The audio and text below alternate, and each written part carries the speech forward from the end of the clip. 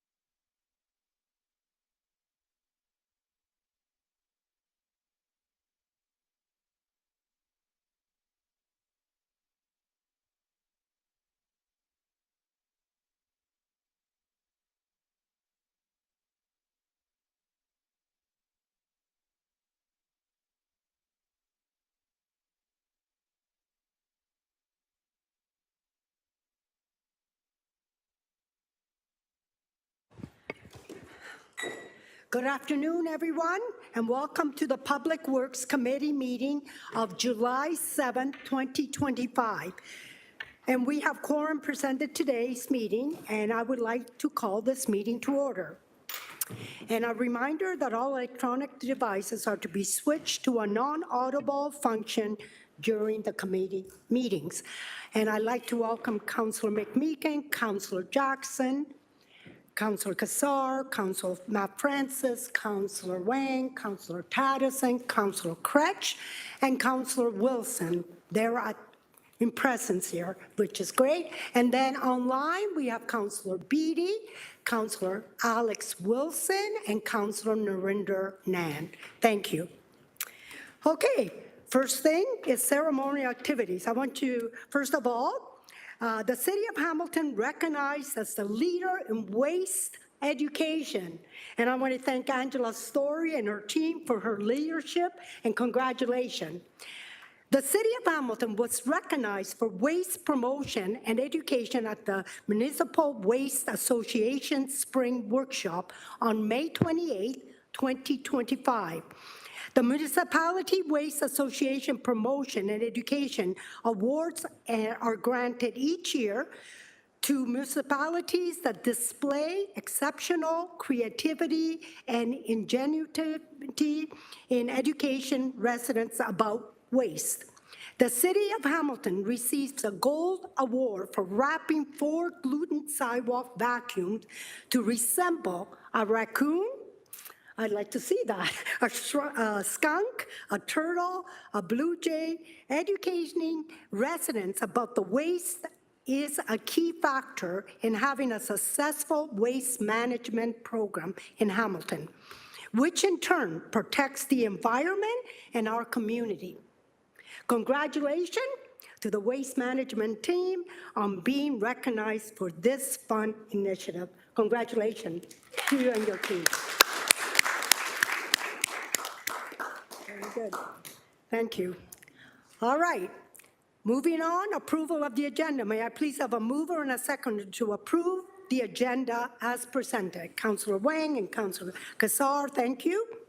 Is there any discussion to the agenda? I don't see any. And all in show of hands, please. I see everyone. Great. Thank you. And the vote was carried. Declaration of interest. Are there any declaration of interest? Councillor Wang.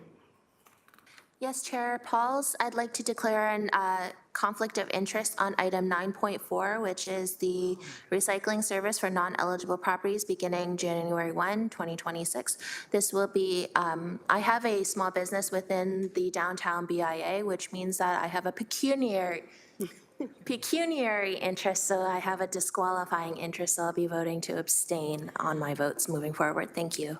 Okay, thank you for that, and you know what to do when the vote comes around.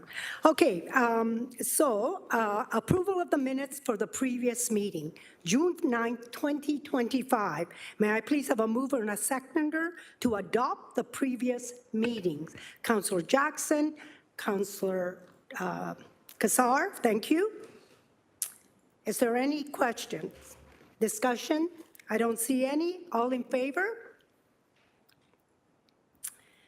And welcome, Councillor Spadafora. All right, we're going to move on to 6, delegation. Before we begin our delegation for today, members are reminded that the questions of the delegation are for clarification purpose only, not for debate. A note to our delegate.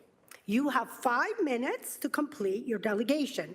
You will hear a tone after 4 minutes, and then you will have an additional 1 minute to finish up.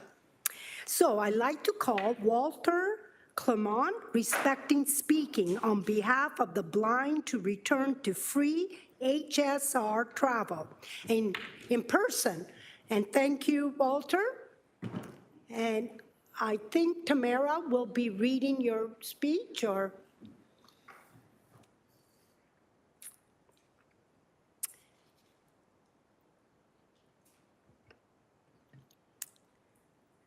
Welcome, Walter.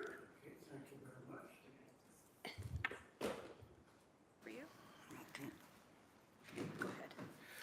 Okay, thank you very much. I'm here to talk on behalf of the blind and the visually impaired pertaining to the changes done on the fares for the buses in Hamilton. And I have some material that needs to be read to get started here, and my friend will do that for me. Okay, Clerk, Go ahead. Tamara. I'm just Tamara right now.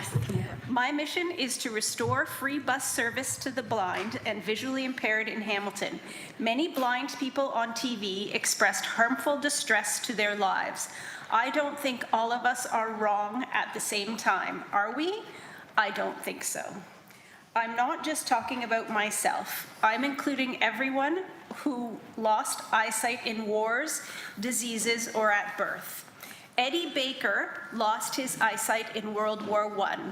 He opened the National Institute for the Blind, NIB, around the world, helping veterans to cope with blindness. As NIB expanded worldwide, many nations added the first letter of their names to NIB. In Canada, it became CNIB. Then the Great Depression occurred, followed by World War II. After Hitler's defeat, many more veterans needed help along with other citizens blinded by eye diseases, accidents, genetics, or premature babies in not-so-good incubators, and who knows what else. In Canada, if you have 10% or less worth of eyesight, you are legally blind.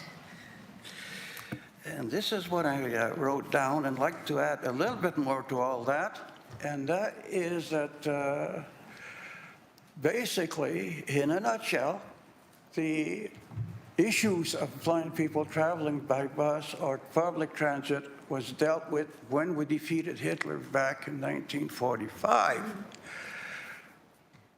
Federal, provincial, and municipal government got involved in this one, as it turned out over time that most of the cities and towns voted to give the blind free bus service in their municipalities in order to be of some help, to cope with the blindness and so on. And it's something I would like to see maintained. And apparently what happened is that this has been voted down, and I'm in favor to see that other people with other disability get a discount on their bus fare. That's great. I'm not against that at all. But when it comes to us blind people, would like to be restored back to our old status quo. The best way to put this is that if by any chance it's possible to return that way, it'll be great. Considering that our neighbors next door, Burlington, the transit is free for everybody there. In Toronto, starting this month, the first, just a week ago, all seniors could travel for free on the TTC, the Toronto Transit Commission. And watching what happened to us from our vantage point, and many people in worse shape than I am. I'm not just talking about myself here, because a lot of people in worse condition have many other issues, and they're blind or severely visually impaired, and this system we got here is most inconvenient to have to chase around for to have the pass filled or punched in, either at the bus station or either at one of the, what do you call it, these drug stores there, Shoppers Drug Mart. But now, I'd like to know, if we have to pay, why not setting up a possibility of a 1-year pass, let's say for $50 or something, all right? Then we could use it the rest of the year. This way we won't have to run all over the place and get it. The value boosted up all the time, And these passes could be made in different colors in different years so we can separate which year is which. And this way, that's another possibility. But this system we have now, well, I want to see it go, and especially us return back to our formal, the way it was before all that got started here. So, yes, I'd like to see the free transit back to the blind and visually impaired, because it was done by several other governments at that time. And I feel also it's a bit of vindication against the loss so many lost people had gone through. And I thank you so much for giving me a chance to express my opinion here. Thank you, and it's been 5 minutes, perfect. Thank you, Walter. And stay, just in case there's some questions. Is there any questions? All right. Yes, Councillor Taddison, please. Walter, thank you for your presentation. You did say that blindness causes harmful distress in your lives. I wanted you to, I heard that you said it's hard to find the pass and use the pass, the Presto card, I'm assuming what you mean there, and that you have to run all over the place to get it. Are there any other ways that the Fair Assist program being required to pay now has affected your travel on public transit? And can you describe it? All right, okay, fine. What I would say here personally myself, I don't use the transit all that much because I've been lucky to be able to live nearby, have my doctor nearby, and so on. Yes, I do cut back on some of it, yes, but I do more walking. But it's only me.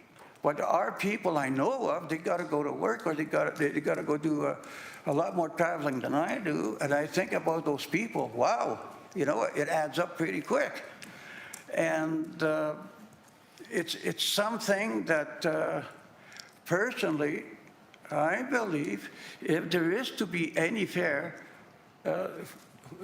it would have to be done especially on a one-year basis, like you buy a one-year pass, let's say for $50, and then with that you can go wherever you want. You don't need after that to have it punched in and refilled, so to speak. And that would make it a lot easier that way if some kind of system could be done like that. If you really have to, you know, to have someone to pay for this. So personally myself, yes, it does affect me because sometimes I do go for longer walks than normally would. But I mean, yeah, I managed to work with it, but not everyone can do what I'm doing.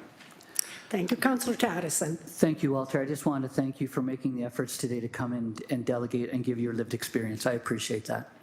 You're welcome. Thank you, Walter. And I don't think we have anyone else. Any more So- questions? Yeah. No, that's fine. And we'll take it all in consideration. Thank you. Okay, thank you very much. I appreciate that. Thank you. Okay, moving on to 6.2.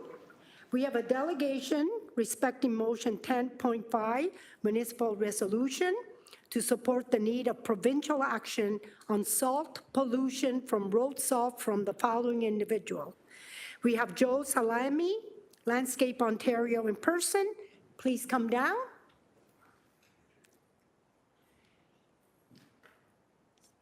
Thank you, Joe. It's Salami? Salami.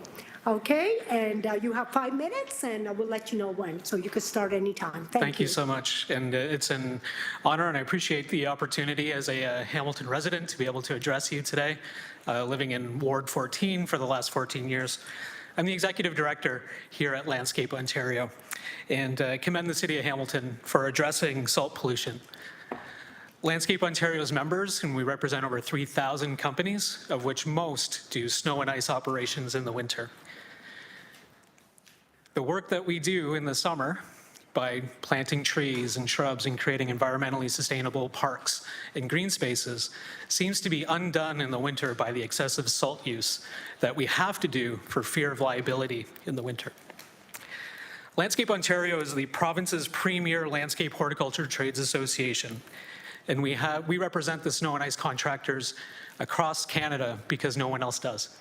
So we took it upon ourselves to be the responsible organization to represent the interests of snow and ice contractors. We work with the contractors, suppliers, and property managers to educate and advocate for standards similar to the Smart About Salt accreditation process. Our snow and ice sector represents approximately 8,000 small businesses across the province, with about 300 of those here in the city. We provide essential public service enabling access to work, school, and emergency services, keeping Hamiltonians and Ontarians safe each winter. Private snow and ice contractors face a dilemma: safety versus environmental protection, driven by liability concerns.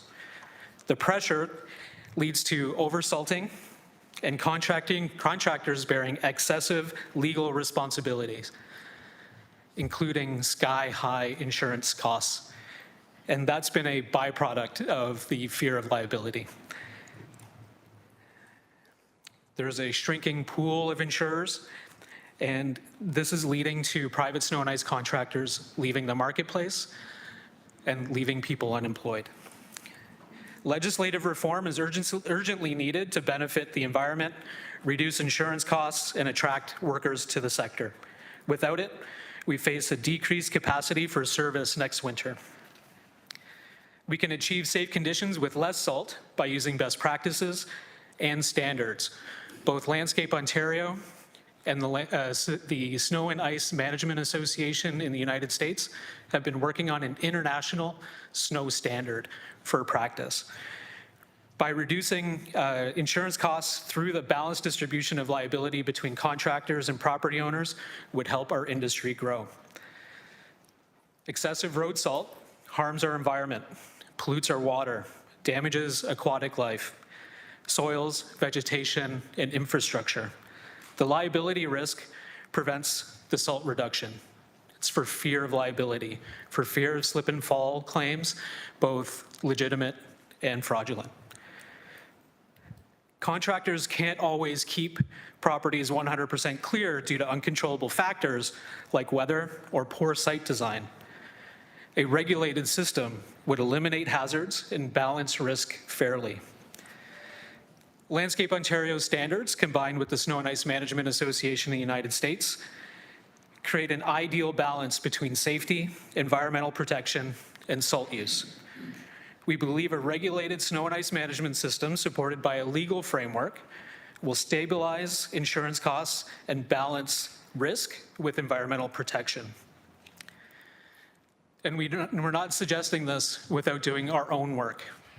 We want to ensure that all snow and ice contractors across the province are trained and accredited so that we can receive limited liability protection, benefiting consumer protection and employee retention.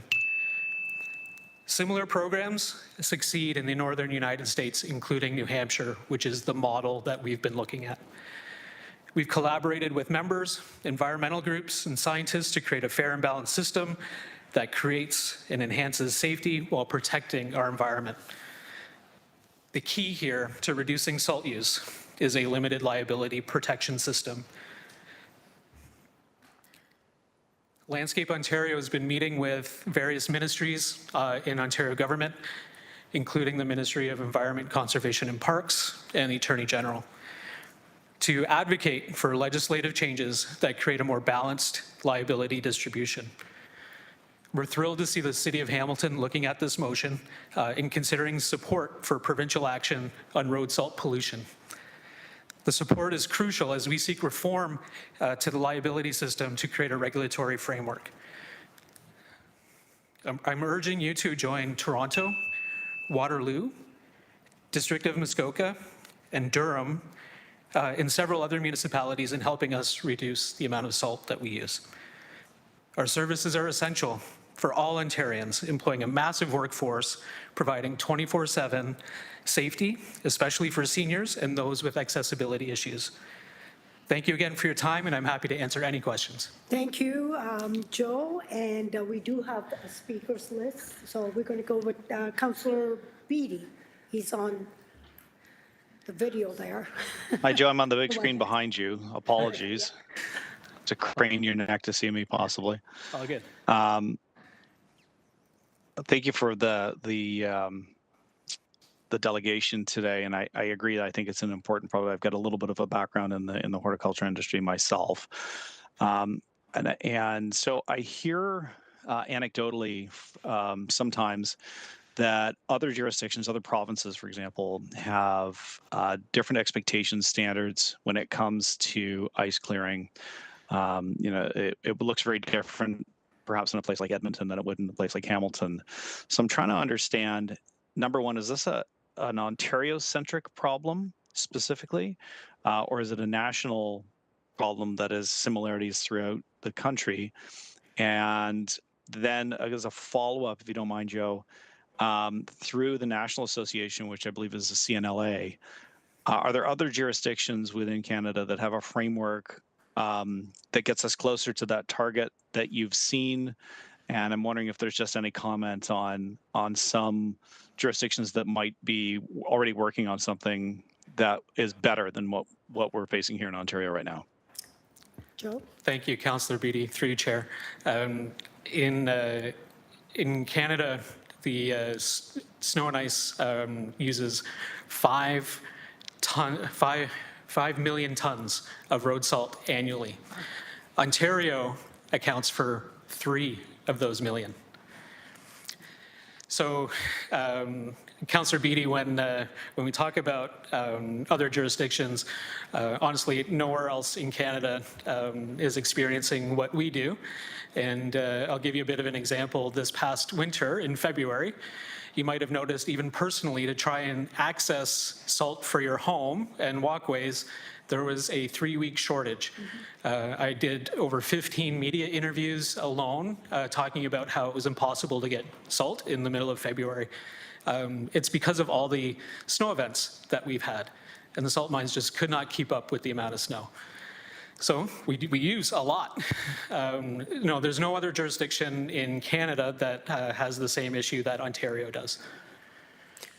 Councillor Beattie? Thank you for that. Yeah, thank you for that, Chair, and through you, Joe. Great answer. So I'm curious, what has led us down this path?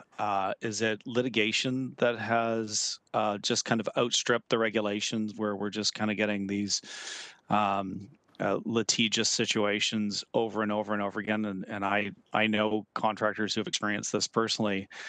Is that what has led us down this road, where we're just trying to get ahead of possible litigation, and so we're constantly just oversalting all the time? Thank you, Councillor, through you, Chair. Yeah, and exactly to that point. So earlier, I guess about 3 years ago, in middle part of 2022, I started to receive hundreds of phone calls and emails from members who were telling me that they could not get their snow liability insurance renewed. And it's because the insurance market had hardened to a point where there was only 3 underwriters in the entire country that would touch snow liability insurance. The price of snow insurance annually went up 400% to 500% year on year for no other reason than the market hardening and insurance companies leaving the market because it was too costly. Fraudulent slip and fall claims are probably the biggest reason for the massive spike in insurance costs. Look, there's legitimate ones too, and every insurance company looks to settle out of court because the court costs can be in excess of $400,000 or $500,000, where a settlement could be anywhere between 25 and 50.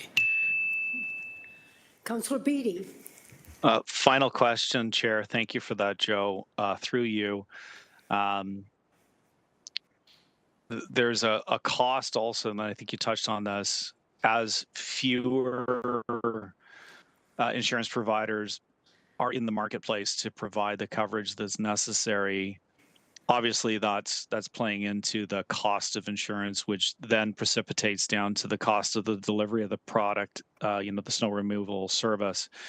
So in addition to the punishing that our natural environment takes when we're applying all of this product in the wintertime, there's a financial cost to this. I'm wondering if there's just any kind of high level statement that you'd make about how this is causing really an unsustainable ecological event plus an unsustainable financial event as well, because these costs they have to be borne by somebody, and ultimately it ends up being consumers at some point or taxpayers that are bearing the brunt. Totally. Thank you, Councillor, and through you, Chair. The costs environmentally continue to go up, especially on infrastructure, as the costs on material and labor continuing to increase. So the cost to be able to repair those infrastructure damages, the cost effectively gets trickled down to the end user, to the either the organization or the person that's paying the bill at the end of the day. But in many cases, private snow and ice contractors enter into multi-year contracts, and they end up, if they do receive an increase year on year from their insurance, especially when it's 400 to 500% from one year to the next, they don't have the ability to pass that cost down, so they end up absorbing it. And what we saw over the pandemic, or out of the pandemic in 2022, I experienced alone over 200 companies that exited the market because of exactly this reason. We know of about 2,000 companies that no longer exist because of this. Thank you. Tremendous. Thank you, Chair. Thank you, Joe. Thank you. And next in line, we have Councillor Kassar. Thank you, Chair, and thank you very much for being here, Joe. Really appreciate excellent delegation, very informative. You covered my first question just about the intersection of so many things: safety, impact to landscaping, which affects the biodiversity, infrastructure costs, and then jobs. So I want to ask that question because you covered that. But just to put an exclamation mark on it here, I think what you're saying is, salt is still part of the mix here. That's what landscapers want to use. We just don't need to use as much as we're using in order to achieve all the good outcomes. Just want to make sure that that's loud and clear for everyone, if you can just confirm that. Thank you, Councillor, through you, Chair. There's an incredible amount of science that was developed through the University of Waterloo that now the Smart About Salt Council uses. I sit on the board of directors for the Smart About Salt Council.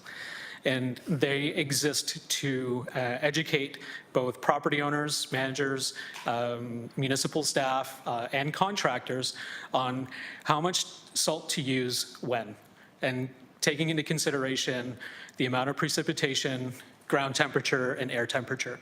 So we know exactly the right amount of salt to use, but we look past it all for fear of liability.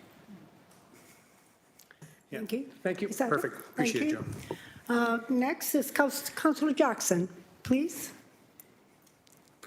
Good afternoon, Chair Pauls. Thank you. And thank you, Mr. Salami, for educating me and your information provided.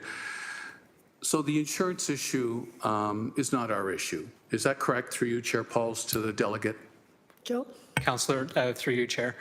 No, that's not a responsibility of City Council whatsoever. Rather, we're calling on provincial government to create a legislative framework to create a limited liability and balance that liability between property owner and contractor. Appreciate that. Thank you. Secondly, it sounds like you're working your way through the provincial ministries, and I'll presume AMO as well. And or you rhymed off a few municipalities that you've already engaged with or have knowledge of that they want to be part of this conversation. But it sounds like you're working your way through those appropriate channels, but I didn't hear AMO. Through you, Chair Pauls, please. Joe? Thank you, Councillor, through you, Chair. We are approaching AMO in our recent delegation to the City of Waterloo. The mayor then took this SALT motion to the region of Waterloo, and she sits on the executive committee for AMO. So this is being brought to AMO through the mayor of the City of Waterloo, and we will be at that conference in Ottawa to help urge all municipalities across the province. Thank you, Mr. Salami. I'll just, I've got a series of queries in my mind, but I'm not going to monopolize the time here, Chair Pauls. Let me get to the crux of it, please. And I really appreciate the spirit of how you've come in today, and obviously your tremendous business background and carrying on, sounds like, both sides of the issue, environmentally and safety. I'll just get to the crux of it for me and to deal with the motion later on by the Ward 12 colleague. So, hypothetically, we put in different best management practices for salt distribution during the winter months, and we get some severe ones, as we've experienced this past year, 3 or 4 major storms that shut down a few accesses. The one major storm, Mr. Slammy, as a Hamilton resident, you'll remember. Here's the crux of it for me. We get into a new era of best management practices, and it's to some extent, as a part of that best management practice, a reduction of salt use. Now, in spite of all the training we're going to give our wonderful winter operators and the subs as well that help us battle the winter storms and make our community as open and safe as possible, here's what I don't want. With the best management practice, that operator's out there, storm has fallen, and he's out there ready to plow that road, come back, lay some salt, and go, geez, hold it. The city now has told me not to put as much salt. Darn it, I know that I need more salt on that road, but darn it, I better not, because I'm not getting in trouble with the City of Hamilton's new best management practice. I'm not being cheeky. I'm just in a most layman's, simplistic way trying to describe a situation. Through you, Chair Pauls, any comment, please? Mr. Slammy? And that's my last question. Thank you, Councillor, through you, Chair. Respectfully, it's not the city's directive. It becomes the province's directive. And it's a standard that's adopted by the province to create a limited liability framework. So through that, there would be lots of flexibility on the operator, because the operator knows more than anyone, because they're going to be trained and accredited to the standard. So if they feel like there's more precipitation in a particular parking lot in a particular area, then they would add more de-icer as they feel is need required, but the right amount based on their training and accreditation. I appreciate that answer sincerely. A portion, though, of my colleague's motion that isn't your debate, it's our debate later, speaks to what the City of Hamilton may be looking at as well. So that'll be a separate debate and item at that time. Thank you, Mr. Slemmy. Thank you, Chair Pauls.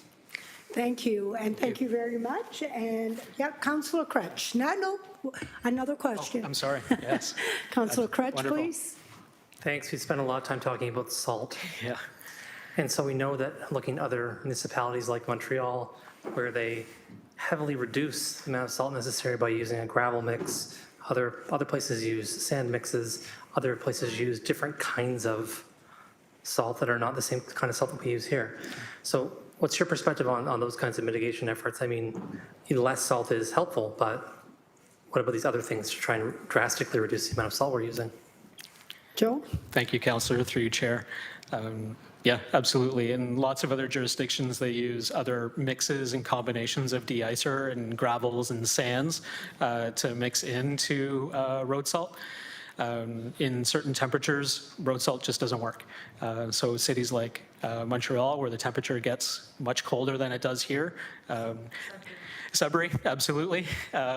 In Edmonton, they absolutely use a gravel mix because it's just too cold for regular road salt to work.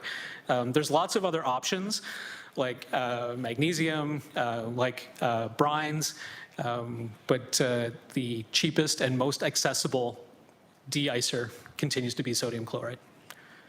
Thank you. Councillor? Thanks. You underscored the other questions I was going to ask by that response. I appreciate it. Thank you. Thank you. All right, I don't see anyone else. Thank you again, Thank you. Joe, and thank you. And we're going to now have Caroline Hill-Smith online, her delegation. Hello, Caroline, you have 5 minutes, and you'll hear a bell after 4, and then you'll have 1 more minute. So thank you. Go ahead. Good afternoon, everyone. My name is Caroline Hill-Smith, and I am the Hamilton representative of the Ontario Salt Pollution Coalition. In addition to that, I'm also their research point person. And in 2023, I obtained a master's degree at the University of Waterloo, and where I focused on the economic, environmental, and social and public safety aspects of de-icing activities in winter maintenance. So with that in mind, the federal regulations, the code of practice that exists for organizations that use greater than 500 metric tons of road salt per year And the provincial regulations, which include the Clean Water Act and the Ontario Water Resources Act, that encompasses the source water protection areas where road salt is kept to a minimum in order to protect the vulnerable areas and intake protection zones, as well as the municipal regulations, which include the municipal maintenance standards and the road salt management plans, are all not sufficient to curb the rising levels of fluoride in our urban streams. The Auditor General of Ontario, in her 2023 report on the state of the environment, commented that fluoride levels in the last 2 decades have been rising in urban streams as opposed to streams that are located in rural areas or areas where the area is mostly natural. So with this in mind, we realized as a collective in our coalition that we had to encourage the province to create stricter regulations around this. And I mean, the Hamilton data plays this out as well. Through the Ontario Stream Water Quality Management Program, that is, all the data is available online. I checked the Spencer Creek at Market Street monitoring station, and the average level of chloride there is 150 milligrams per liter, which is consistently above the minimum level by which aquatic life would be somehow compromised. In addition, the Red Hill Creek monitoring station also has levels exceeding that 120 milligram per liter minimum as a result of the proximity to the Red Hill Parkway.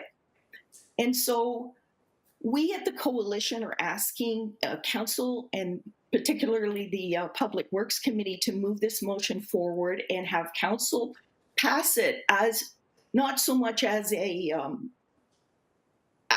ask of individual municipalities, but as a collective effort, and joining the 16 other municipalities that have already adopted this motion to put pressure on the provincial government to create a better framework around the road salt use.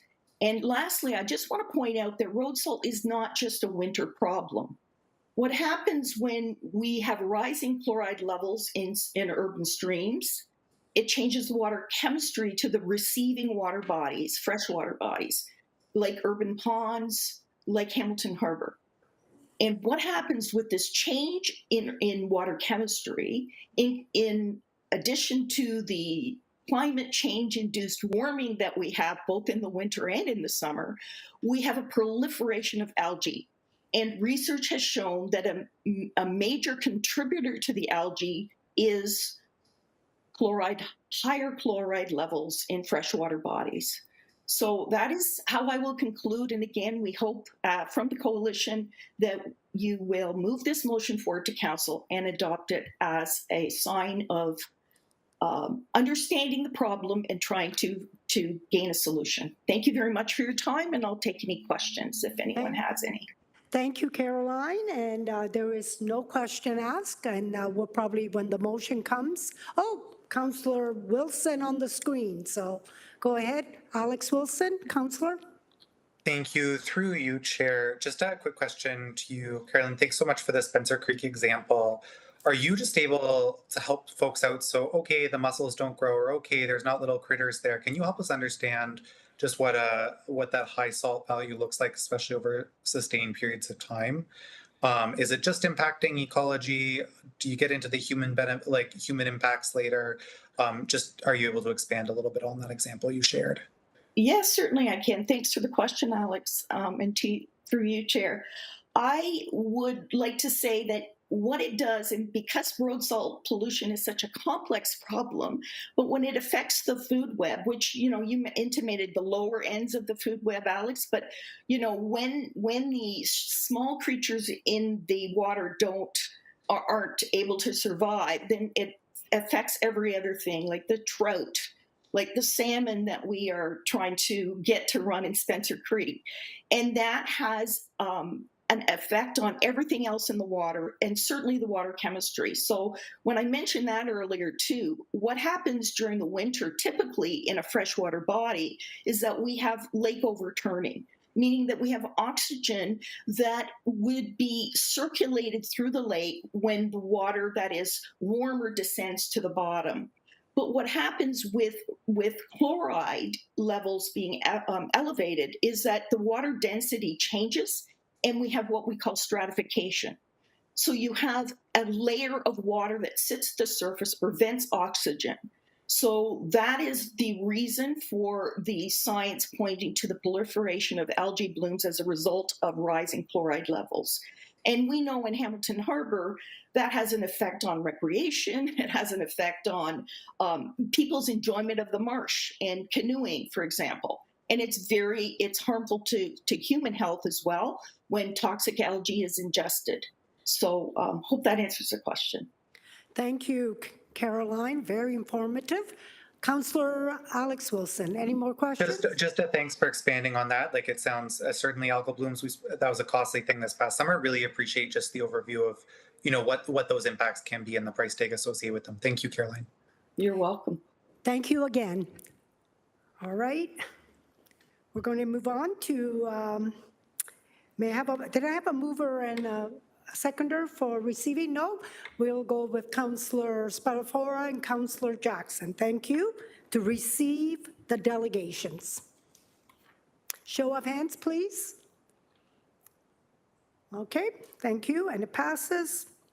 Okay, number 7, items for information. There are no items, so we're going to move on to 8, public meeting. Okay, proposed permanent closure and sale of the portion of public road allowance abutting 95 Dundurn Street South, Hamilton. This is in Ward 1. As required under the city bylaw number 14204, a public meeting is required.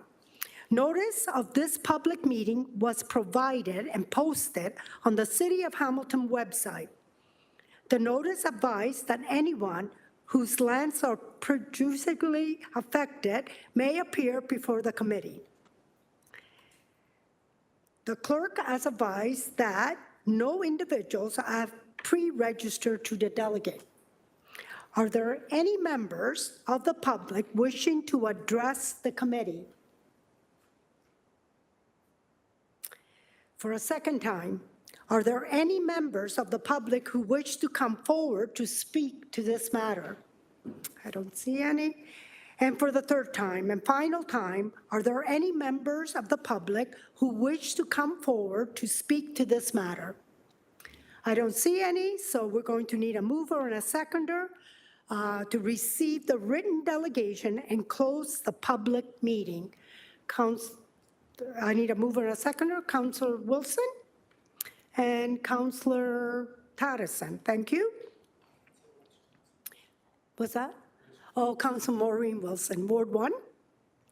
That's great. And we're going to have an electronic vote on this. And Councillor Nan is a yes. And I'm a yes as well. Thank you. I don't have it on.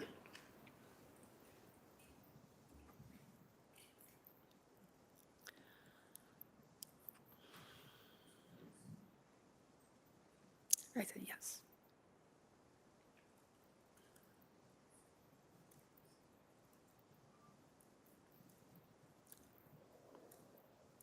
And it passes 13-0. Thank you. Now on the report, may I please have a mover and a second to put the report on the floor? Councillor Wilson and Councillor Wang, thank you. On the amendment, may I please have a mover and a second to approve the report? Is there any questions? Councillor Maureen Wilson, Ward 1, thank you. No, my apologies, Chair. You were faster than my button. Thank you for that. This is for the permanent closure and sale of a portion of public right-of-way, a road allowance in Ward 1. If I could, through you, a little indulgence through to the clerk, if I could ask Elsie McIntosh to put up a map for me, please. Thank you. To the public and to my colleagues, the land that is in question is the hatched area, the green and both the blue. The purchaser lives in the pinkish section, which is 95 Dundurn Street South. That purchaser is Sacagawea. They are building an Indigenous, I think 5 stories for Indigenous learners who will be attending Mohawk and McMaster. We have a policy at the City of Hamilton that when we're selling off alleys and road allowances, that we ask for fair market price, which I support. In this case, those 2 little slices were valued, I think, at $150,000. I would like to propose an amendment which would see us sell the road allowances to Sacagawea, but for a nominal price of $2. The reason I think this has merit is the 2 slices are just too small for any kind of development to occur. And I think in selling it at a nominal price, it would be in keeping with our urban Indigenous strategy, which is to encourage affordable housing for Indigenous people here in Hamilton. So there is an amendment for your consideration, which would see the sale of those slices to the owner of 95 Dundurn Street South, and it would be for a nominal amount of $2 as opposed to the market rate. For your consideration, moved by myself, seconded by Councillor Wang. Thank you. Is there any questions? Councillor Wang? Thank you. Obviously, I'm very supportive of this. I just wanted to get, just on the public record, because those are little alleyways, are we impeding on any sort of access that might need to happen around that property? Is there any issues with that at all? Through the chair, Brian Hollingworth, Acting Director of Engineering Services. As noted, these are fairly small slivers. Jackson Street is a dead-end street, and the grades are such that it's kind of split elevation. The one parcel in particular has been around since 1911. It's not been needed just yet. Internal staffs, it was circulated as always to internal departments, and no concerns were flagged. And I have Dave Lamont on the line if we need to get into more details. Nope, I have no. I just wanted to make sure that it was just stated publicly that those pieces, those small slivers of land were not going to impede on any other properties, and if there was access sort of issues. So thank you very much, Director Hollingworth. Thank you. Any other speakers? Okay, I don't see any. So we're going to have a move on a second to approve the report. We just did that. No, we're going to do that. Councillor Wilson? So Chair, if I could please put forward an amendment, because that amendment would differ than the recommendation that's set out in the report. And the amendment, I could ask Elsie McIntosh to put it up. Okay. Please and thank you.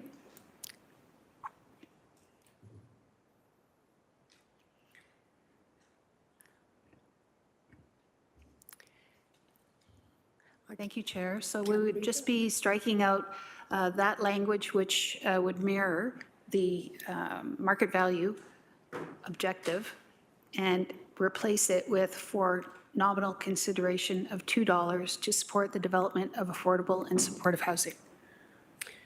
And that's a nonprofit organization, right? Yes, Sacagawea is a not-for-profit housing corporation. It's Sacagawea provides culturally relevant, affordable housing to First Nations, Inuit, and Métis people and families in Hamilton. Okay, great. So everybody sees the amendment, and welcome to the mayor. The mayor just joined us. Welcome. So we're going to need a mover and a seconder for that. Moved by Councillor Wilson and Councillor Wang. And we're going to go on the amendment first, right? And an electronic vote, please.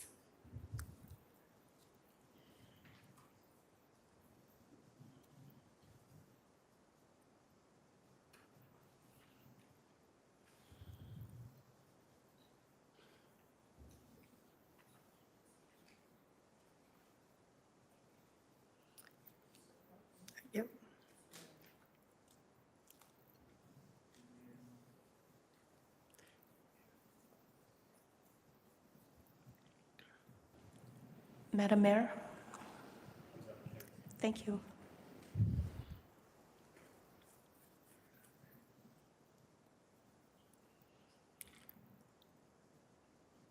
Thank you, and it's 13-0. Thank you. All right. Okay, item from consideration. So I'd be happy to move the report as amended. Oh, Myself, seconded okay. by Councillor Wang. Thank you. Okay, now it's on the report, please, and electronic vote as well. Thumbs up from Councillor Wang and myself. Councillor Net.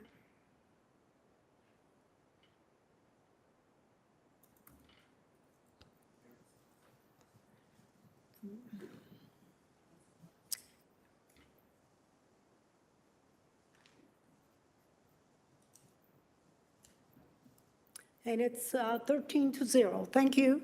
Thank you. If I could, Chair, just to express Sure, go ahead.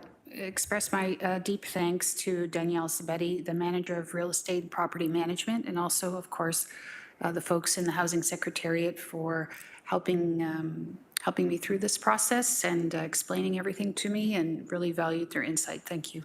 Thank you. All right, number 9. May I please have a mover and a seconder to put Wentworth Street North 30K per hour speed limit reduction pilot, and it's Ward 3, and it's moved by Councillor Narendranath. Second by Councillor Wang. Thank you. Are there any questions? Councillor Maureen Wilson. Thank you, Chair. Thank you for this report. I just had a question on the report that's mentioned in the body of this that is forthcoming. And I'm trying to toggle to it now. But while I'm doing that, if I could just ask for some further information on that forthcoming report, please, and its scope in terms of reference, perhaps. Okay, thank you. Director? Rael? Good afternoon, Carolyn Ryle, Director of Transportation. Thank you, Councillor, for your question. So staff are currently working with TAC with regards to additional steps that can be implemented on arterial roads.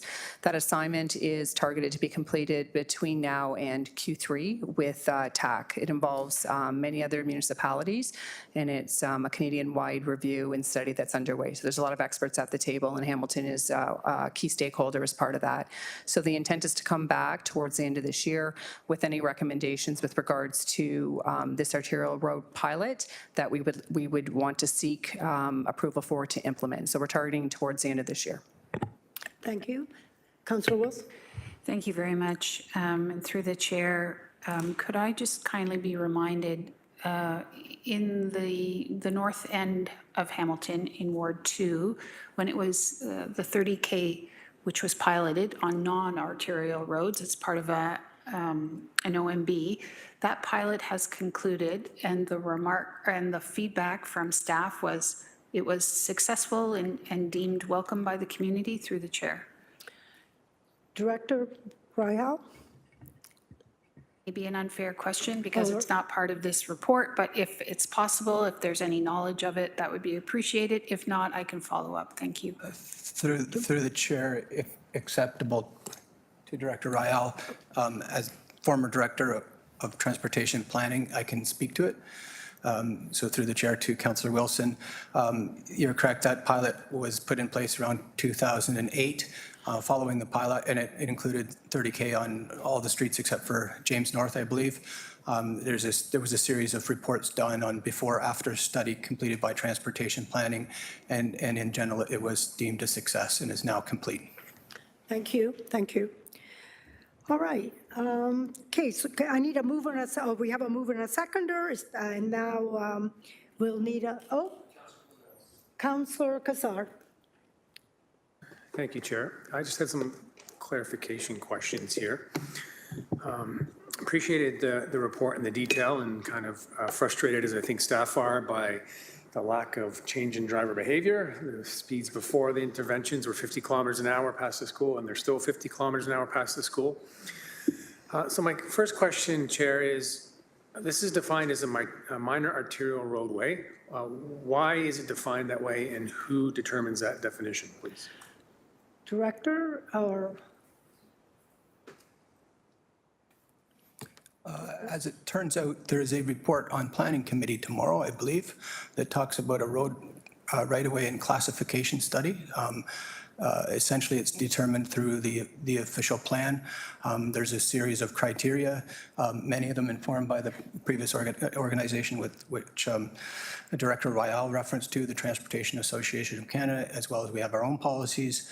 And the upcoming report talks about how we, in the notion of complete streets and Vision Zero were, and equity considerations were used to inform road classifications, and there's a number of changes in that regard. Probably didn't, it takes a while to explain it, but essentially it's based on a combination of volumes, road conditions, presence of transit, presence of trucks, et cetera. Thank you. Councillor? Thank you, Director, and acknowledging that report is forthcoming tomorrow, but wanted to address this topic today because we're talking about this agenda. So I looked at the map, and it's a 300-meter stretch of road, and there's 50 houses, a school, and a church.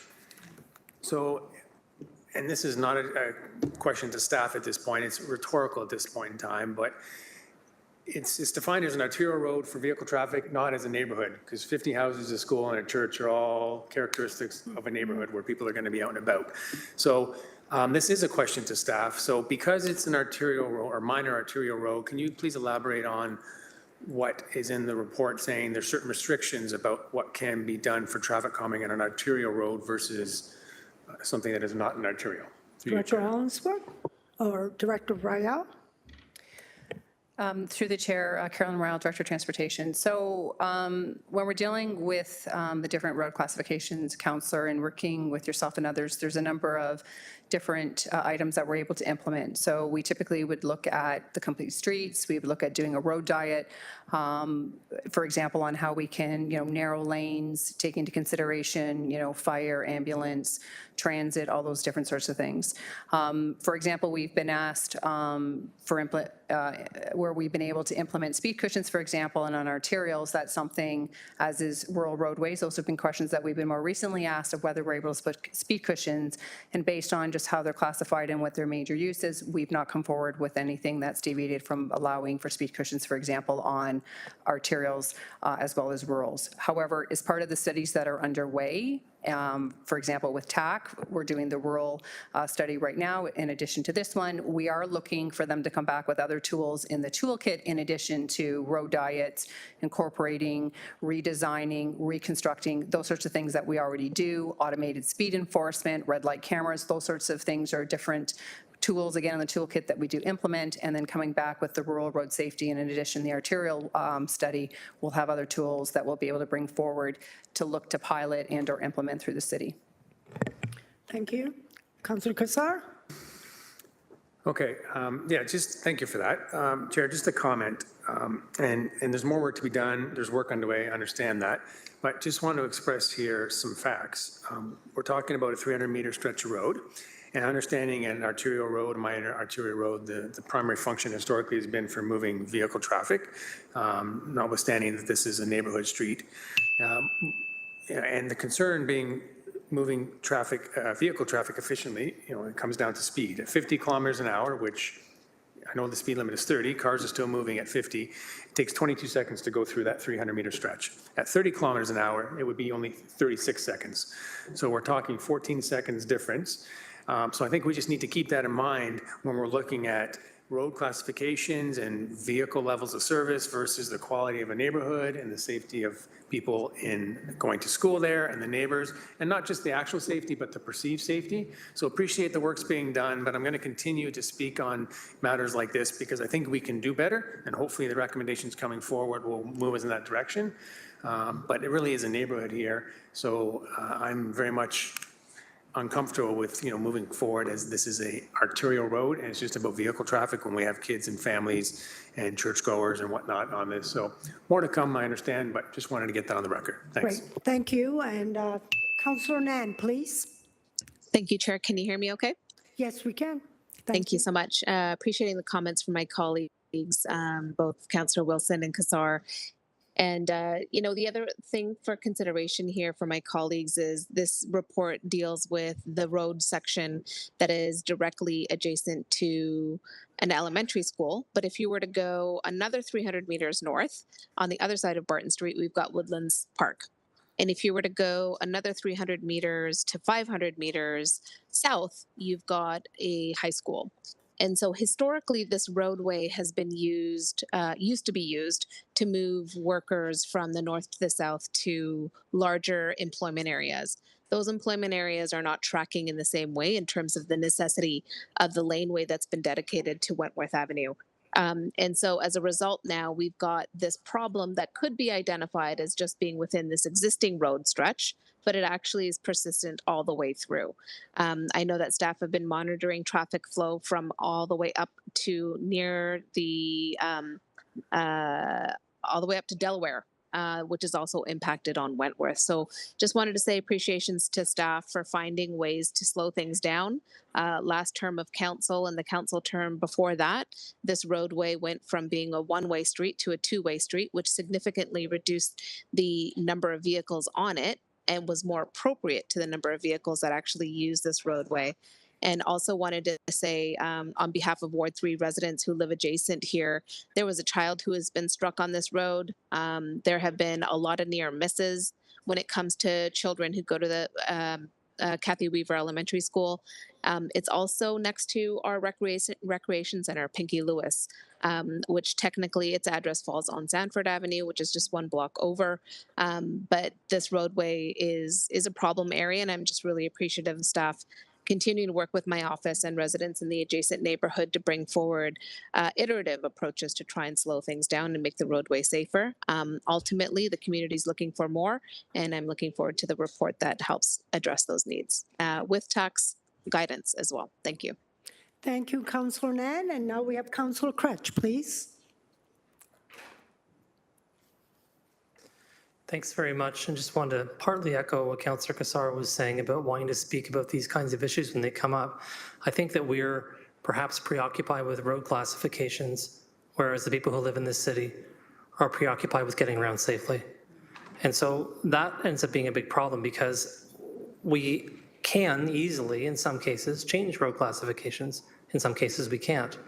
But what I'm noticing as a theme in this term of council, especially the motions I put forward, but some others have put forward, is that we're looking at what I consider what staff have called sensitive uses. So that means around schools, around parks, or other kinds of community amenities where we know there's going to be heavy pedestrian traffic or there's going to be children in the area, and how we address those kinds of road classifications given that context.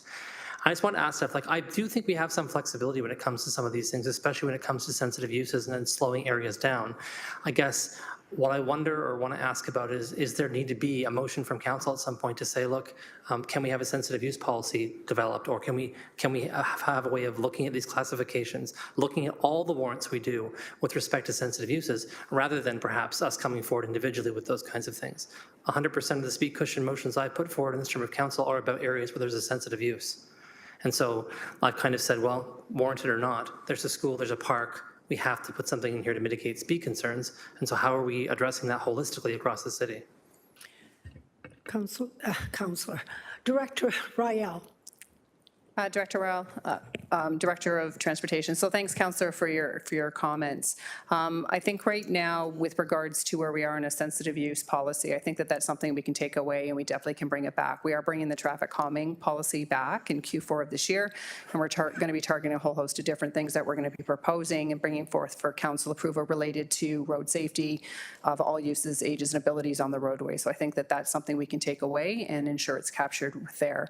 I also just wanted to also just note that with the Complete Streets Design Guideline, the Vision Zero action plan that are in play, those are documents that we use when we're looking at the different areas and the different stretches of road classes, et cetera, that help us in making decisions in addition to using other guidelines such as TAC and OTM that we use as well. So point taken, we're happy to take that away, and we'll look at that and working with our planning colleagues as well on road reclassification. We'll bring that back as part of that dialogue upcoming. Thank you. Thank you. So if I understand, you're going to bring forward some discussion about sensitive uses as part of your review later this year. My second question was specifically about the 85th percentile. I know I talked about this publicly, I want to say a year ago now, and there was a discussion about bringing that forward at the Q4 2024. There was going to be a report that was coming forward with respect to analyzing traffic safety in general. Is this that same report that's just been delayed? Confirming, Councillor, that's correct. It's coming this year. Okay, thank you very much. I appreciate it, because I think this report in Appendix C talks about the 85th percentile, and while in this situation I think it's perhaps a more helpful methodology than in others, when we're using warrants sometimes, it can come to a conflict between neighborhood safety, pedestrian safety, and this idea of using an 85th percentile for warrants. I won't get into the technicalities of that as to bore you all to death, but look forward to the report later this year. Thank you. Thank you, Councillor Crutch. All right, we're going to move on. And we voted 9. We're going to go for items for consideration. Wentworth Street, no, we have to vote. All right, I just saw that. We have to vote, e-vote, please, for this. And it's Councillor, and it's moved by Councillor Nan and Councillor Wang, I think.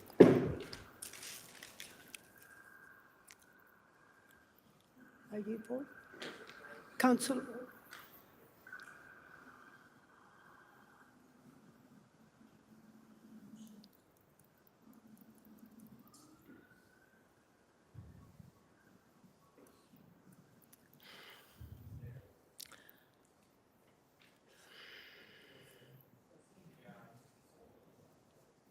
Okay, it's a 12-0.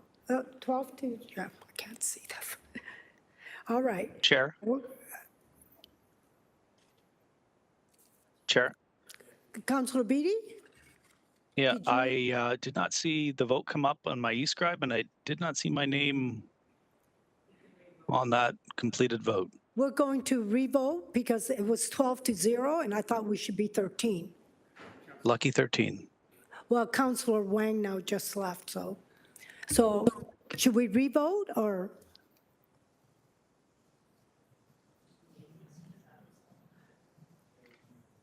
Can you just add Councillor Beatty, or? I'm a thumbs up. Just not sure where the e-scribe went to. Okay, we could add him after clerk? Okay, sounds good.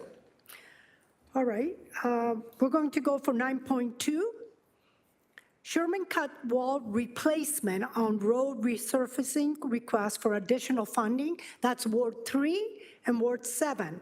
May I please have a mover and a seconder? It's going to be moved by myself and second by Councillor Nan. Is she here? Councillor Nan?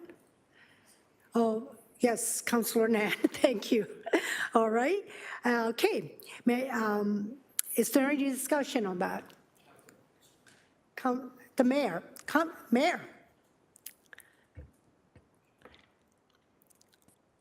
Thank you so much for recognizing me. I have some concerns about this this project only because, of course, we want to see the retaining walls fixed and we want everything to be done safely.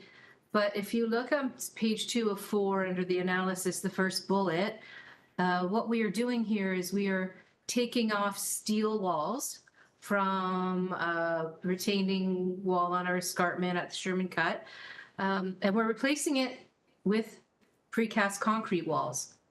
And as somebody who's the mayor of this city that is in a crisis during a steel tariff fight with the United States, I'm pretty concerned that we are not using our own kind of commitments. We're not following our own commitments around using steel in our local infrastructure projects that are that's either made here in Hamilton or Ontario or Canada.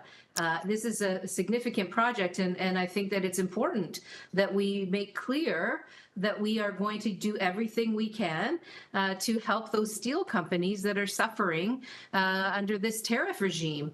This is a golden opportunity to do exactly that. And also would look very badly on the city of Hamilton if we're taking off steel retaining walls and replacing them with concrete retaining walls. And so my question to staff is, was there a consideration of steel retaining walls? Can that consideration be put back in the mix in terms of the procurement? And is it possible then to report back in a timely fashion so that we can still have this project undertaken in an appropriate timeframe, but that we have the opportunity to determine or to decide whether steel is the better route than concrete at this point. And I apologize that I haven't had a chance to do any of this have any of this discussion with staff prior to this this committee meeting, but I think it's important to put on the record my very significant concern that this council has made it very clear through resolutions, more than one, that we are interested in local procurement, but that we're also going to do everything we can to use steel, first locally, Ontario or Canada, as I've already said, in our own infrastructure projects, as we have asked the province of Ontario and the country, the national infrastructure folks, to do the same thing. So can I just get some comment, please? Yes, thank you for that and for bringing it up. We have to have Director Hollingsworth. Is there a reason why we're going to use concrete instead of steel, basically? I'll start, thank you, Okay. and ask that Director Hollingworth add as needed. Jackie Kennedy, Acting General Manager of Public Works. Thank you, through the chair, thank you, Mayor, for bringing this question up. The different options of materials were considered as part of the design, and the reasoning that was used was based on longer-term durability. The concrete cast in place or precast concrete panels do contain steel as a part of the product. And I would ask if it would be of interest if we could report back before council on what the components are and how much of that would be for your consideration in terms of the balance of the products being used. But I'll ask Brian Hollingworth to add to that as well, if appropriate. Director? Through the chair, Brian Hollingworth, Acting Director, Engineering Services. Not too much more to add other than, I think that the choice of the title in hindsight may have been better thought as just it's a wall replacement and a resurfacing. As Acting General Manager Kennedy noted, there is still a significant component of steel in this product. It's a system, so it's got steel for reinforcing inside it, but the concrete is intended to protect the steel so it doesn't rust. And we have been experiencing some problems, as some may know, with the rusting of the steel. So this is what we think is the best product, but we're more than happy to bring back more details because it's a very good question. So you'll bring it back at council, the study? We can potentially, I'm not sure of the process for this, but we can review the report and add some additional language about the amount of steel in this product compared to what a steel wall would, if that would meet the intent of the questions. Mayor, is that acceptable? Sure, having some further detail is great, but I do, and I've already asked this of the city manager, I do have some concerns around whether or not the council direction, when it comes to procurement, is actually being implemented. And this, I'm looking forward to seeing the report. Let me put it that way. But even optically, I have to say, boy, does it ever look bad on Hamilton, the steel city, to take down steel walls that are retaining walls and replace them with concrete. And if there's any way that we can get an appropriate application from steel that is made either here in Hamilton or elsewhere in the country, that's something that frankly, I prefer. But again, I'm not the experts, the staff are, but I would love to see whether there are some options in that regard. Thank you. I would like to see it too. I heard the word durability, if the concrete is stronger than steel, I'm not sure, but we need to have a report to know what's the best option too, right? You'll bring it back? Okay. So at council, we'll have a report on this steel wall replacement.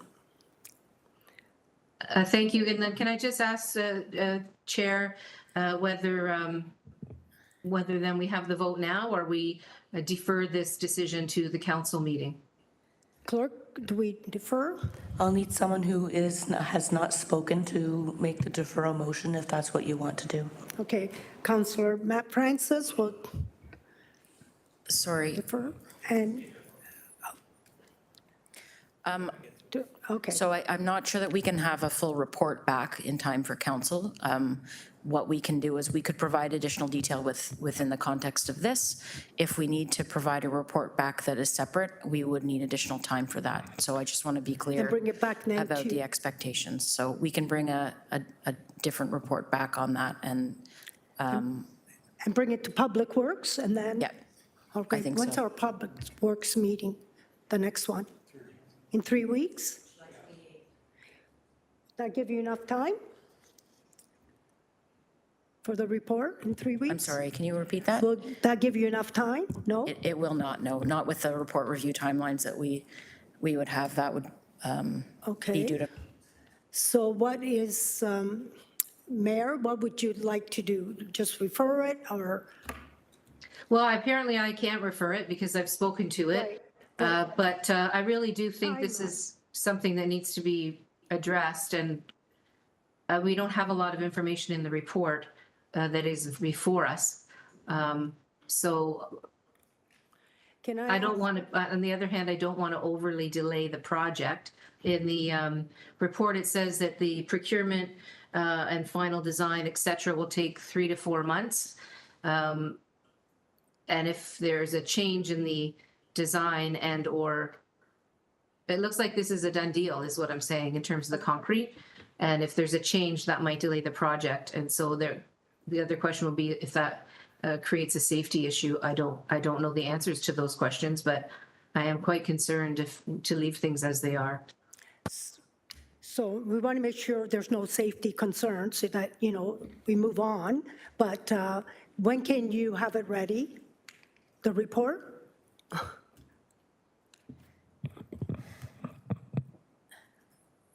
So I'm not totally clear on the steps that are being asked here to undertake. If we are going to revise the design to incorporate a different product, that will, as to the mayor's point, would take some time and would delay the project.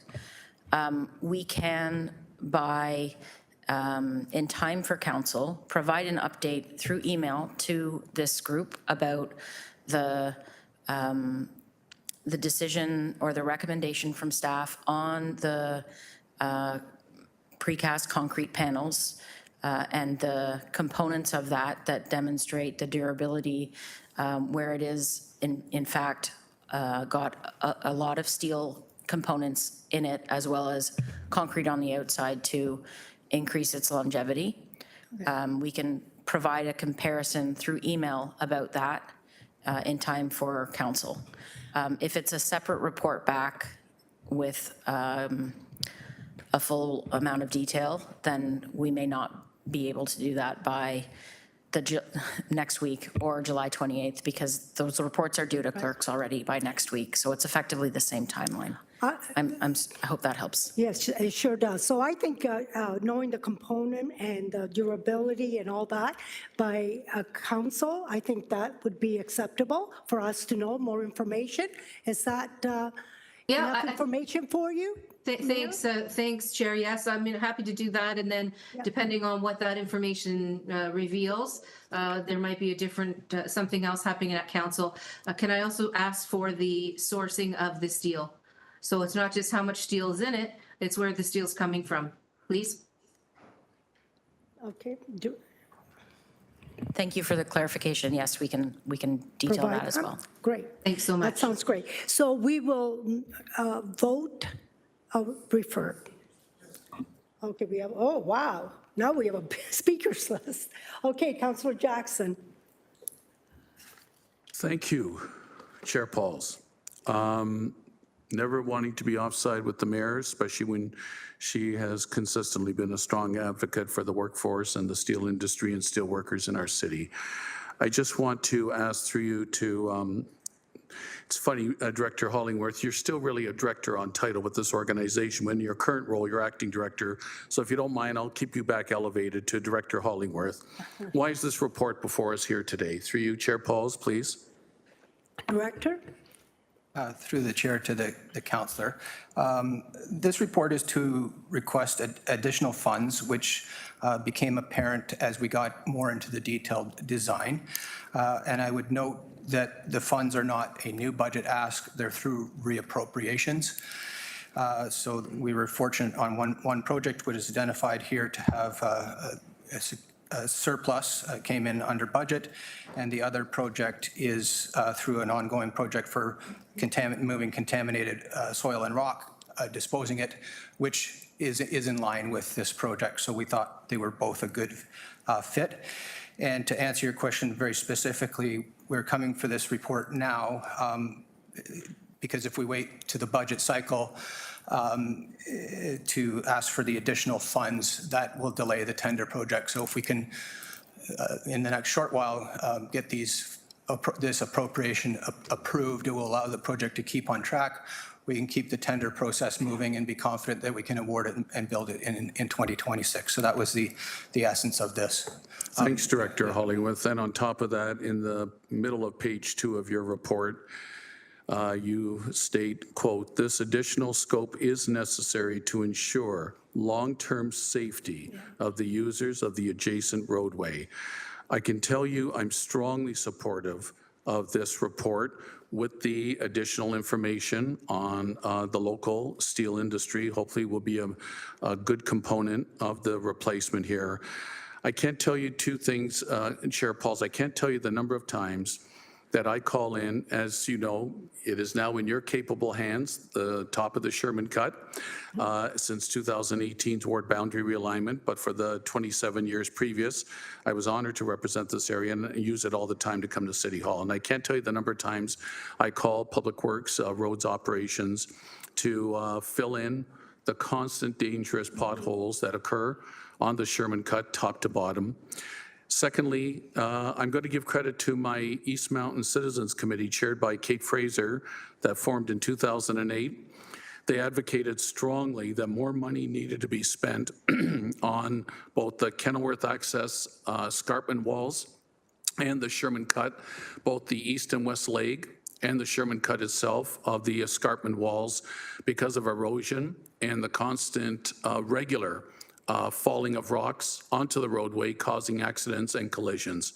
And through the great work of predecessors of Acting General Manager Kennedy, and since her time now here as well in Public Works and the current staff team, they went from about $300,000 annually to look after 17 escarpment passes across our city. That's all it was, a puny amount of $300,000 to at least $1 million a year a number of terms ago through the advocacy of my East Mountain Citizens Committee. Obviously, they were most concerned parochially about the Kenilworth Access and the Sherman Cut and the two legs east-west of the Sherman accesses. But since then, Jersey barrier concrete walls have been put up, extra screening has been put up, replacement of walls where necessary, have been put up. And so I see this as a further enhancement and much necessary replacement, permanent work to ensure that that escarpment that provides regular of thousands of cars and vehicle access up and down a major East Mountain escarpment transportation corridor is safe permanently both now and for generations to come. So I'm just standing behind getting this work done as soon as possible, especially when professional engineers, geotechnical studies have said the time is right and they need the enhanced dollars, and they're prepared to move it from other projects to get this done as soon as possible. Thanks, Chair Pauls. And thank you again. Councillor Cratch, please.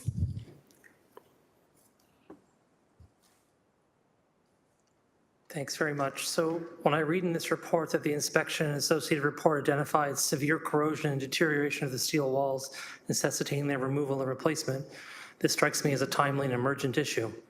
As the Ward 2 City Councillor, the Claremont Access has gone through some challenges. And I can tell you that not only does that put the escarpment at risk, it puts people using that Claremont Access at risk, puts all kinds of things at risk when we delay these projects. So I'm just mindful that redesigning this entire project or going back to a state where we're trying to do something only to end up with an outcome that's not going to have as much longevity doesn't make two kinds of sense to me. We want to have something that's more durable because the number of interruptions to these things are very costly for us, but also create all kinds of problems. So the longer that these materials can stay in place, the better. I'm glad to hear that these aren't going to be, what we're seeing in some precast concrete is now foam cores to keep them lighter. Those are mostly in adaptations for building homes and things like that, or building smaller structures. The structure like this, I would imagine, of course, has a steel form inside of it, which would mean that we're using something. Good question to have the source on that, like where's the steel coming from? It's a fine question. But I think that this has gone through a lot of review, a lot of rigor, and that's much more important than optics, as far as I'm concerned. Safety matters more than what it looks like. And if we as a city can't explain to people in plain language why we need to do something for safety, then that's our communications problem, not to do with our public works staff. Thank you. Thank you. Councillor Maureen Wilson, please. Asked and answered. Thank you. Oh, thank you. Okay, so we're going to defer this, or we're just going to vote on it. I think it's we're going to vote and get the information.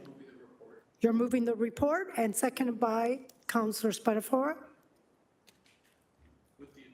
With the additional information to all of us by email and before council, right? Thank you. Everything okay? Yeah, we will be providing it through a memo. Okay, thank you. Okay, e-vote, please.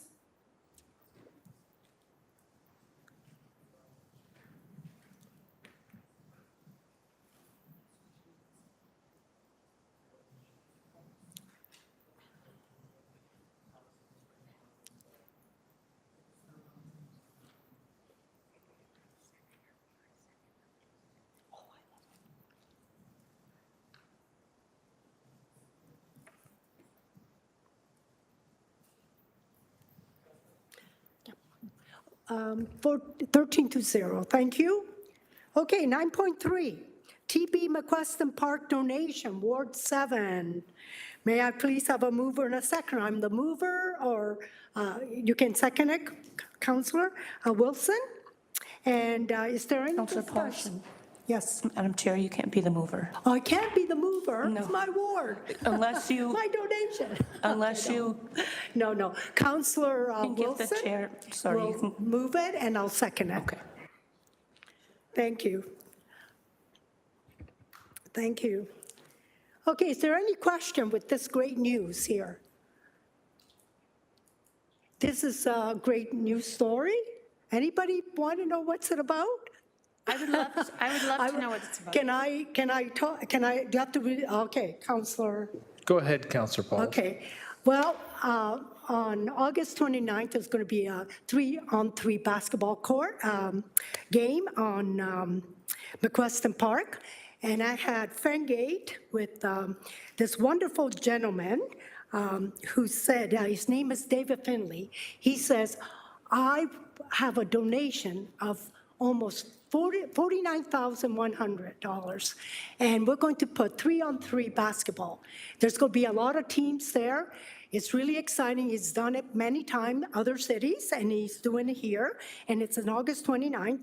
But the great thing is we had another person say, can we fix it now, just to so it looks good, because right now McQuestion Park, it needs the basketball courts, it needs repaving. So we have someone who's donating that for this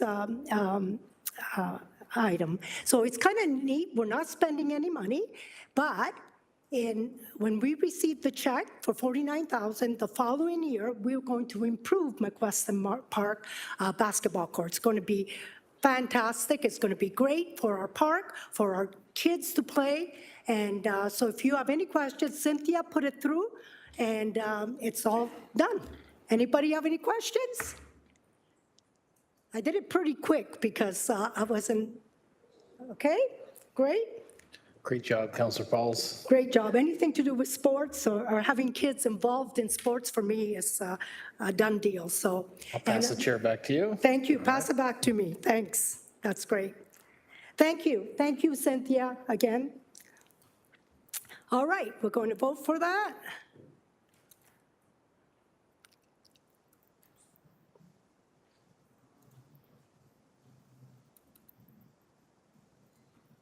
And of course,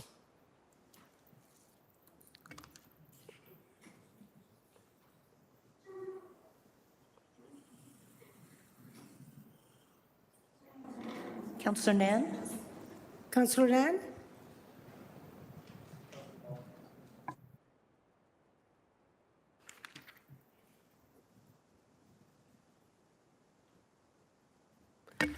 Thank you, and it passes 11-0. Thank you.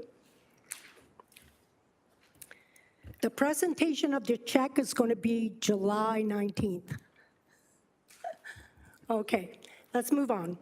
9.4, recycling service for non-eligible properties beginning January 1st, 2026, and it's citywide. And we have Angela Story, Director of Waste Management, will provide the presentation.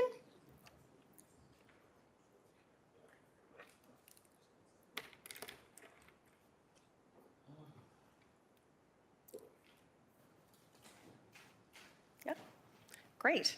Good afternoon, everybody. Thank you for having me. Angela Story, Director of Waste Management, and I'm here today. Normally, in a report like this, I might do a verbal overview of the report, and I just thought that might be a little bit too much information to cram just into words. So what I've done is the verbal update, but just with the assistance of some slides here, just in case you wanted to reference any of those. But it's basically just a summary of the report that's in front of you today. A bit of an agenda. I won't read the items, but that's what we're hoping to cover. Great. So as you know, on April 1st, 2025, the City of Hamilton transitioned to the producer responsibility model under the Ontario Blue Box program. This model makes producers financially responsible for the collection and processing of recycling blue box material from eligible properties. Businesses, city facilities, places of worship, and daycares, to name a couple of examples, are considered non-eligible under the regulation. The City of Hamilton has 2,499 properties that we currently collect from in that non-eligible category. Last year, April, you approved to continue the collection of the non-eligible properties this year, from April 1st, 2025 to December 31st, 2025, and that cost $566,000 to do so. Now we need to determine whether we will continue that service in 2026. So to summarize the recommendations, there are a few because there's some different periods and dollars that we have to deal with. So the main request is to continue collecting recyclable materials or blue box materials from that 2,499 properties next year. So January 1st, 2026 to December 31st, 2026. You'll see there that cost to do so is now $2.824 million. We're requesting, because it is a budget request, we are requesting that the first quarter, January to March, be funded from the recycling reserve. So we do have a reserve from back in our heyday of commodities where we might have made more money selling our recyclables than we budgeted for. So we do have a small reserve there that we would be able to pull that $706,000 out for the first quarter while we were waiting for budget approval. But we would ask for the full year of $2.824 million to fund the program for the entire year, and we would pay back that reserve and fund the program for 2026 from the tax operating budget. So as of January 1st, 2026, we're also recommending that we change the collection day for these 2,499 properties.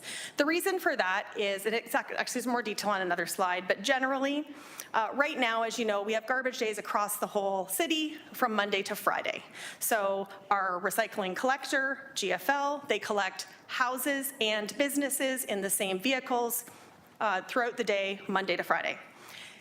When we change to having to separate the recycling from residential properties and business properties, GFL is offered a more favorable rate if they can choose recycling days or collection days for the blue box material of the 2,499 properties. That would make it a little bit more efficient for them. So right now we pick up around 700 properties a day, but they would be in all areas of the city. So we would just want to make it a little bit more convenient for the trucks to be able to collect that material by changing their days. And we would like to report back continuing the program after our current waste collection contract expires. That's actually March 31st, 2029. So right now, our current collection contract for our garbage, recycling, green bin, yard waste, bulk goes until March 31st, 2029 with an extension. So we're looking to kind of maintain this program until then and then come back using a competitive procurement process at that time. The rationale for recommendations, I've talked a little bit about it already, but continuing the service for non-eligible properties would divert about 500 tons of recycling material annually from the Hamilton Glanbrook landfill. So we're not assuming that everybody who doesn't have recycling would put it in the garbage, but if those properties, if we did not approve the recommendations today, those businesses, those places of worship, daycares, they could choose not to individually partner or contract with a recycling collector and choose to put that waste in the garbage instead of having it recycled. So it would allow us to continue to extend the life of our landfill if we were able to collect it as recycling. We would continue recycling at municipal facilities. That's a positive example, as you know, for residents, and it aligns with the public expectations and reinforces the recycling habits. BIAs do support. We did attend 2 BIA subcommittee meetings, so they are supportive of Hamilton continuing the recycling collection services. There were a couple of the BIA subcommittee, as well as another business, did send in some correspondence in support of the recommendation today. And revising I already mentioned this in the previous slide, but revising the recycling schedule for these properties to one proposed by GFL will result in cost savings compared to maintaining the current collection day schedule that we have. I mentioned that reason. And continuing the blue box service does provide a level of equity to all folks that we're servicing across the city. There are a number of alternatives in the report. So the recommendation we've already talked about. We do have 4 alternatives listed there. So alternative number 1 would be we only continue servicing city-owned buildings and our large special events that we look after. Alternative number 2 says continue to service city facilities and large special events. And then the BIA business community. Alternative number 3 says, do what you're doing today. So service all of the properties that you're servicing today, but don't touch their collection day schedule. Okay, so when you see the costing difference, that's what alternative 3 means. And alternative 4 says, we're no longer in the recycling business. Please discontinue collecting recyclables from anybody who's not covered by producer responsibility. This is the cost slide that would go along with those alternatives. So as you see there, the $2.824 million is the cost of the recommendation today. City-owned facilities and special events would be $239,000. City facilities, special events, and only BIA businesses would be 1.256 businesses. Dollars. I will also note that BIA businesses account for about 37% of the 2,499 properties, and non-BIA located businesses account for about 55%. So that's kind of how that math works out. I did mention alternative number 3. It is the same service that they have today, but keeping their same recycling collection day. So you'll see the difference between the recommendation and alternative number 3. That dollar value is because we would tell GFL they have to continue to collect on the days that they collect today. And of course, the last one there, discontinue the service for all non-eligible properties with a $0 collection and processing budget impact. The cost increase, as I mentioned, so what we're paying right now for the 9 months post-transition is $566,000. The cost associated with the recommendation, which I've mentioned, is $2.824 million. The reason for that significant increase, again, is because blue box material from eligible properties and non-eligible properties today can be picked up in the same truck. So GFL drives by a house, pick up the recycling, GFL drives by the business next door, picks up the recycling, and off they go on their convenient route. Come January 2026, the non-eligible waste is not allowed to be collected in the same truck as the eligible waste. So they have to pick up all the houses, then go back and pick up all of the non-eligible properties. So this separation resulted in loss of efficiency found in economies of scale. On Friday, you may have received a communication update that we sent out because the province has proposed some amendments to the Resource Recovery Circular Economy Act, which could require producer responsible organizations like Circular Materials to provide an offer to municipalities for the blue box collection to non-eligible properties. So that's what we're talking about today. So of course, as Acting GM Kennedy mentioned, our report deadlines are really long, and so we submitted the report and then these proposed amendments came in. So I just wanted to highlight it on this slide. So the intent is to provide municipalities with options for maintaining blue box services to non-eligible properties, but it would still require the municipalities to pay for this service. It's not what we hoped for, which was make non-eligible properties eligible, because if they became an eligible source, they would have been looked after under the producer responsibility model. So what we're hoping is it might allow for a more competitive cost if the producers are now coming to us and saying, we want your material, so we will offer you a price to do this. So because it's a proposed amendment, those comments were just due on July the 4th. I'm almost done. They were due on July the 4th, so we sent back supportive of the amendment. We continue to lobby with the province on changes we'd like to see with blue box transition, et cetera, especially this item, which all along we've been concerned about the non-eligible portion. And that's it. Thank you. And we have a speakers list. Councillor Spadafora, you're going to sit down, or that's great. Good. We'll give you a few minutes. Thank you, Angela, for the report. Okay, Councillor Spadafora. Thank you, Chair. Couple of questions. The first one is in regard, just to get clarification, I've seen the recommendation on slide 7, and then there was an alternative that was about $1.2 million. Director, can you give me the 1 or 2 points that make it different? So I think the recommendation is about 2.7 million, alternative 2 is 1.2 million. What are the biggest differences between alternative 2 and the recommendations through you, Chair?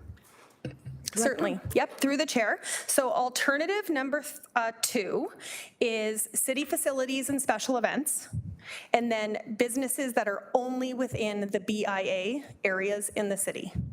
So 37% of all the businesses that we service would be included, and the 55% of the businesses that do not reside in a BIA would not have that service. Thank you. My next question is, when you presented this the first time, and I'll apologize because I don't remember, were there any savings? I know we talked about it, but if you can give me a refresher on, I believe you mentioned when this transition happens, there would have been a savings, or I could be wrong. Was there a savings, or is that money, is it just a wash from what we were doing to the new process through you, Chair? Yeah, sure. Through the chair to Councillor Spatafora. So our last regular year of recycling was 2024. And in 2024, the net cost of the recycling program was $13 million. So that was all of our expenses minus all of our revenues and the subsidy that we would have got from the province. So our overall cost in 2024 was $13 million. This year, for 2025, because we had to pay for the first quarter of 2025, right? We still collected and processed recycling until March 31st. We did have to budget for that. Plus we have to budget just for the carrying costs of the material recycling facility or the MRF right now. There's some hydro costs, facility recoveries, snow removal, those kind of things. So our budget for 2025 was $4.4 million. So between 2024 and 2025, we already saved the $6.6 million. And then coming into this year, we currently have $4.4 million because that's what we have budgeted for 2025. So if we had a 0% increase in 2026, we have $4.4 million to start with. We will need about $1 million right now to continue with that materials recycling facility costs until we have our finalized plan with facilities of what the new building will be. So somebody has to pay for those facilities charges and utilities, et cetera, to have that building there. And then if we add the $2.8 million in this report, that would take us to $3.9 million. So between 2025 and 2026, we would go from $4.4 million to $3.9 million, so we would still see a savings of $500,000. Councillor? Okay, so just to be clear, because again, I'm not the smart one around the table. So to be clear, there's not enough savings to cover any of the options that you're asking us to bring forward here. So alternative, your recommendation's $2.6 million. When we do this transition and where the MRF is no longer working, we don't got to clean the snow and all, there's not enough savings there that's why you're asking it to come through basically tax levy funded?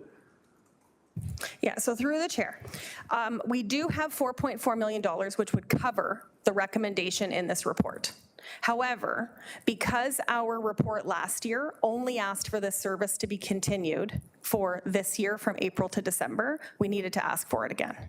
So we will either go down to zero and then add $3.9 million if this report is approved, or we'll go down to zero and it would be about $1 million for the MRF if this report is not approved.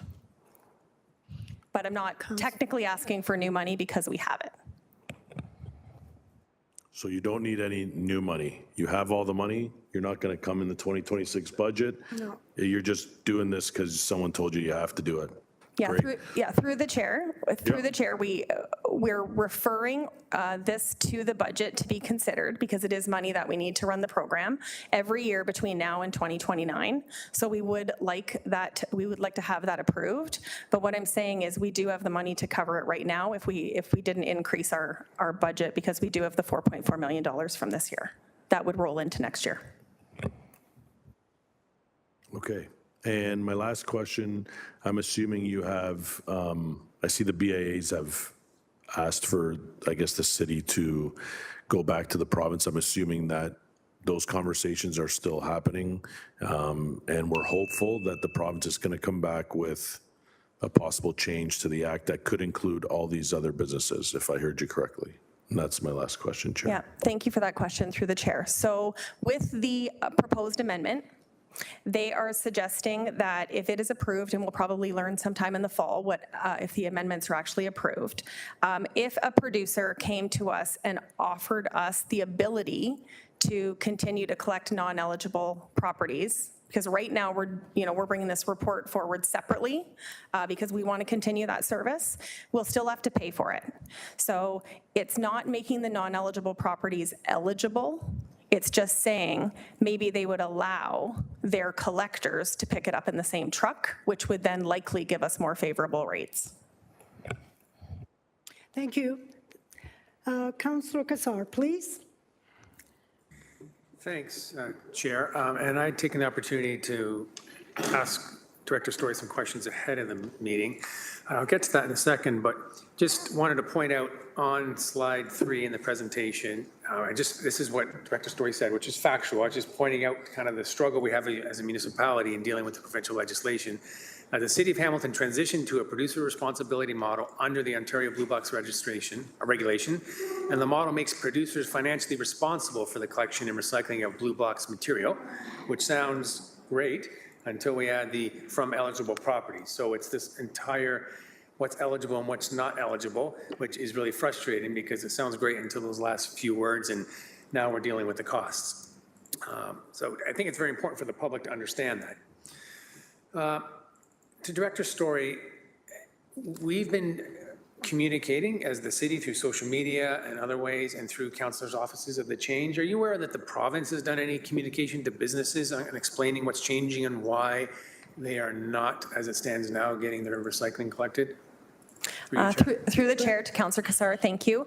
No, the province has not been communicating with businesses in that way. So we did meet with the BIA subcommittee, as I mentioned. We also took the proactive opportunity to send a letter to all businesses that we currently service, BIA and non-BIA, just in the last few weeks, to let them know that we would be coming forward to council for a confirmation on what will happen in 2026, to let them, point them in the direction of the regulation if they wanted to read it.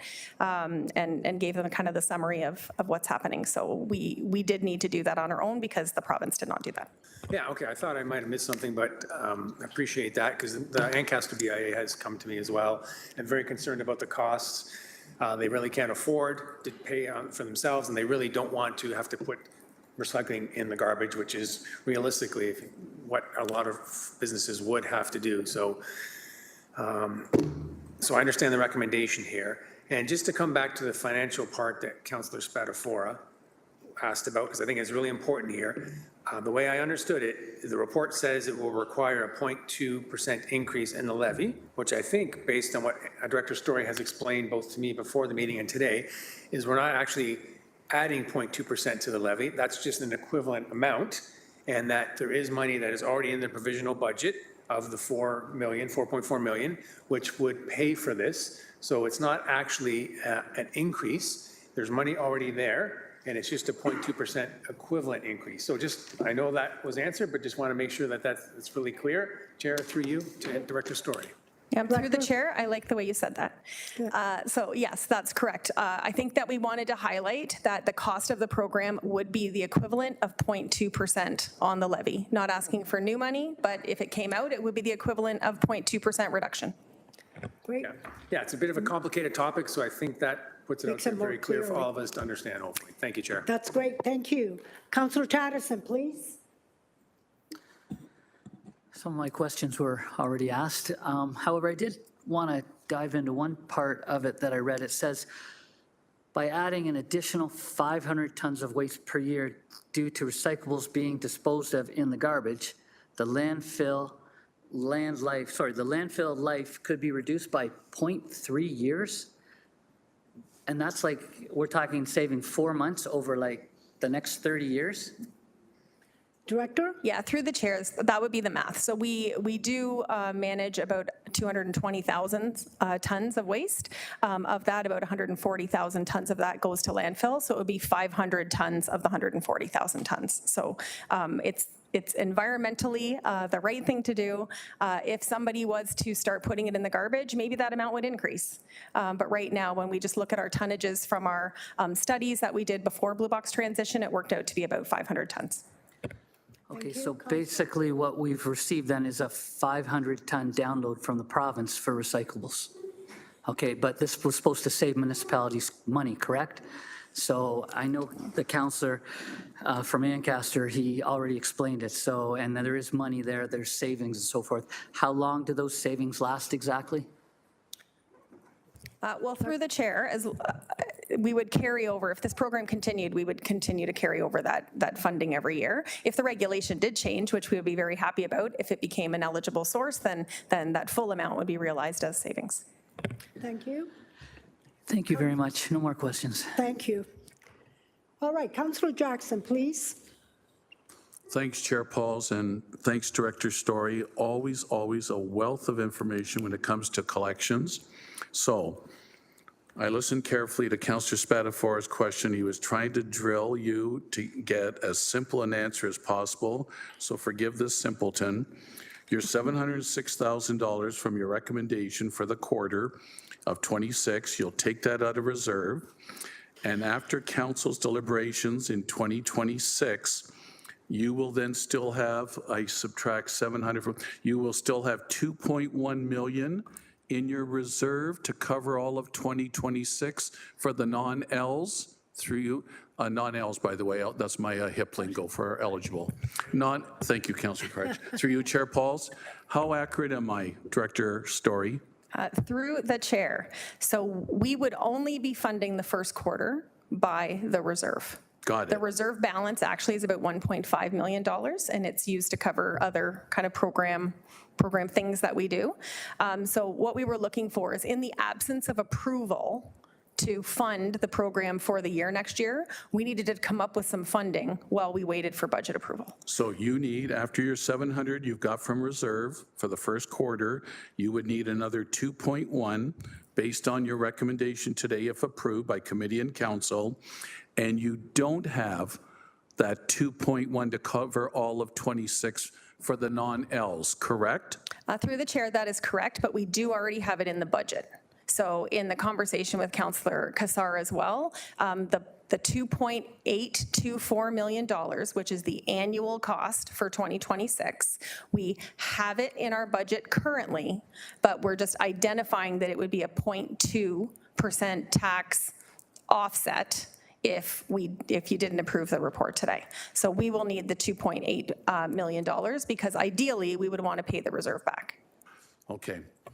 So switching gears a bit, we're basically, by continuing to look after the non-Ls, we're continuing to be a goodwill municipality to those 2,499 properties, Chair Pauls. We want to be a goodwill municipality because the province, under their new act, doesn't cover the non-Ls, but darn it all, so that they're not running off churches, mosques, business areas, and just putting it out for regular curbside pickup going in the Glanbrook landfill. We figure this 2.8 is at least worth it for another year and see where the province is going. How's that for a summary, Director Story? Yeah, through the chair, that's a great summary. We will continue to work with industry associations to meet with the province and to express our concerns. I think something that might be important to note, it doesn't matter that much to us, but there's a lot of municipalities that never collected business waste. So they're not having this conversation because they didn't collect it in the first place. So if they only collected residential waste before, then thanks, province, you've just covered 100% of our program. But if you see in the report, there are a number of municipalities that we did a municipal scan with. 25% of them, around four of them had already decided to continue, like our recommendation is. Another 4 said we are out, and the other ones are kind of waiting on these amendment possible changes and taking multiple reports to their councils to try to figure out the best way to go. Director Story, thank you. Chair Pauls, just to conclude, I'm really supportive of the director's $2.8 million recommendation. Extend the life of the Glanbrook landfill.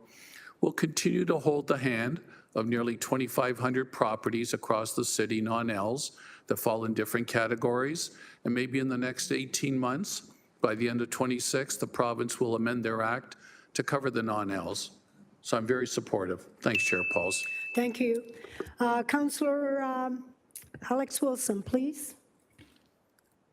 Thank you. Through you, Chair, just seeking a bit of understanding about what happens in the future if we don't have supportive conversations with the province, or depending on how those regulations shape up, just kind of more understanding what the worst case scenario was. That's not what we're hoping for, that's not what we're planning for, but just trying to get that understanding. within the non-eligible properties that exist, the majority not being in BIA areas, could you just help me understand the typical profile or typical profiles of some of those businesses through you, Chair? So I know, for example, there's already some residential properties that just don't have the setup, so we don't offer waste to them. They go through private collection. I'm just trying to understand to what extent private collection may be a viable option for some folks on the outskirts or not in dense areas or that, or just of this 100% that we're servicing today, are there any outliers, or could you just kind of break down that demographic profile at a high level of those non-BIA businesses? Thank you. Director? Yeah, through the chair, they'd pretty much be the same profile of the businesses that we have in the BIAs. They're just not in the BIA footprint, which, and it was interesting when we looked at the numbers that there is, 55% of our non-eligible properties are outside of BIAs and 37% of those properties are in BIAs. When you looked at the costing difference between BIA and non-BIA, because the BIAs are in a cluster, even to have a more efficient recycling collection route would be manageable. When you're looking at the non-BIA ones, again, if you drove down Barton Street or King Street or Main Street from one end of the city to the other, you're going to pass through BIAs and then be not in BIAs. And you might pass 15 houses and then there's a store. And then you pass 2 apartment buildings and then there's a store. So from that perspective, we in the city of Hamilton have businesses everywhere. Thank you. Councillor? No, thank you. Appreciating that. Then if we are in a situation where we're trying to find those savings, it's not like there's clear outliers. It's not like it's easy to draw those lines and talk about levels of service. So working with the province to get a favorable outcome would certainly be the easiest way to maintain levels of service. It doesn't sound like it's easy to spice up this service area. No, thank you for that. Those were my questions. Thank you. Can I give you the chair for a minute? Go ahead, Thank you. Councillor. Thank you, Angela. You speak so fast, and I'm trying to catch everything, but your management here, you know it very well. I'm just concerned a few things. The 2,499, you said that they would be picked up differently because there's a cost savings. Who does that? GL? Yep, through the chair. Thanks, Councillor Pauls. Yes, so GFL is our current contractor for our non-eligible properties. We don't call them our contractor anymore for our residential properties because they're contracted with the producers people. But for our non-eligible sources, these 2,499, GFL is the collector of that. Right, and they will do it at a different time than weekly, right? So it says that it's a lower collection cost. Do you know what the savings would be? Yeah, through the chair, if you look at the other the other alternative number 3 was $6.5 million. So wow. If they continued to collect on the same recycling day that those non-eligible properties have today, the cost would be $6.5 million. Wow. For them to come back and say, we've looked at all the addresses because we've given them addresses, business names, postal codes, et cetera. They put them in a routing system, and that routing system spits out the most efficient route for them to do. They came back with the $2.824 million. Oh, that's great. Thank you, and thank you for your report. Chair's back to you. Okay, thank you. Anybody else? Anyone? So we'll go for the e-vote. I need a mover and a seconder. Councillor Jackson and Councillor Matt Francis. Thank you. And e-vote, please.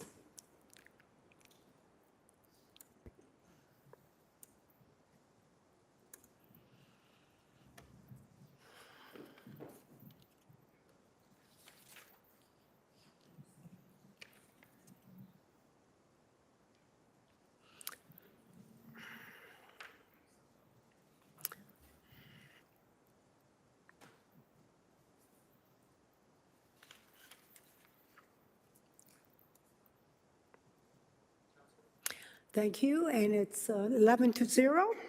Thank you. All right, we're going to go to 9.5, Metrolink Transit Initiative Program. May I please have a mover and a seconder? We need to go back and receive the correspondence by a show of hand vote. Okay. Okay, correspondence from the BIA Subcommittee respecting report PW 25046, recycling service for not eligible properties beginning January 1st, 2026. And correspondence from Casey Fitzgibbon and Castor Little Gems Children's Center respecting report PW 25046, recycling service for non-eligible property beginning January 1st, 2026. And we did the discussion. I need a mover and a seconder. Councillor McMeekin and Councillor Kassar, and all in favor by showing of hands. Okay, thank you.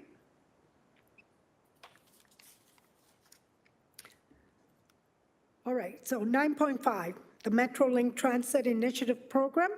I'll have a mover and a seconder, please. Councillor Wang, Councillor Kretsch. And we're going to put the report on the floor. Any discussions? I don't see any. Okay, we're going to go to e-vote, please.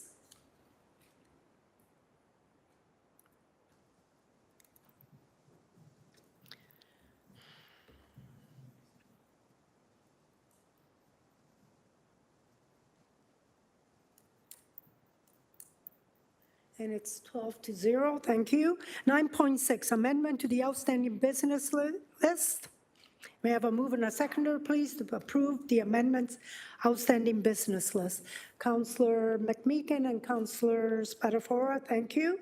Is there any discussions? We're going to go by e-vote, please.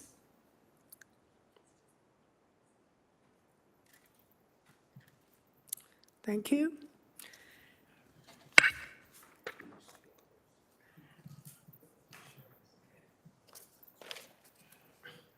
And it's 12-0, thank you.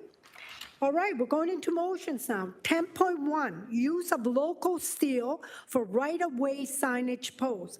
Councillor Francis, would you like to introduce your motion, and do you have a seconder? I do. It's Councillor Beatty.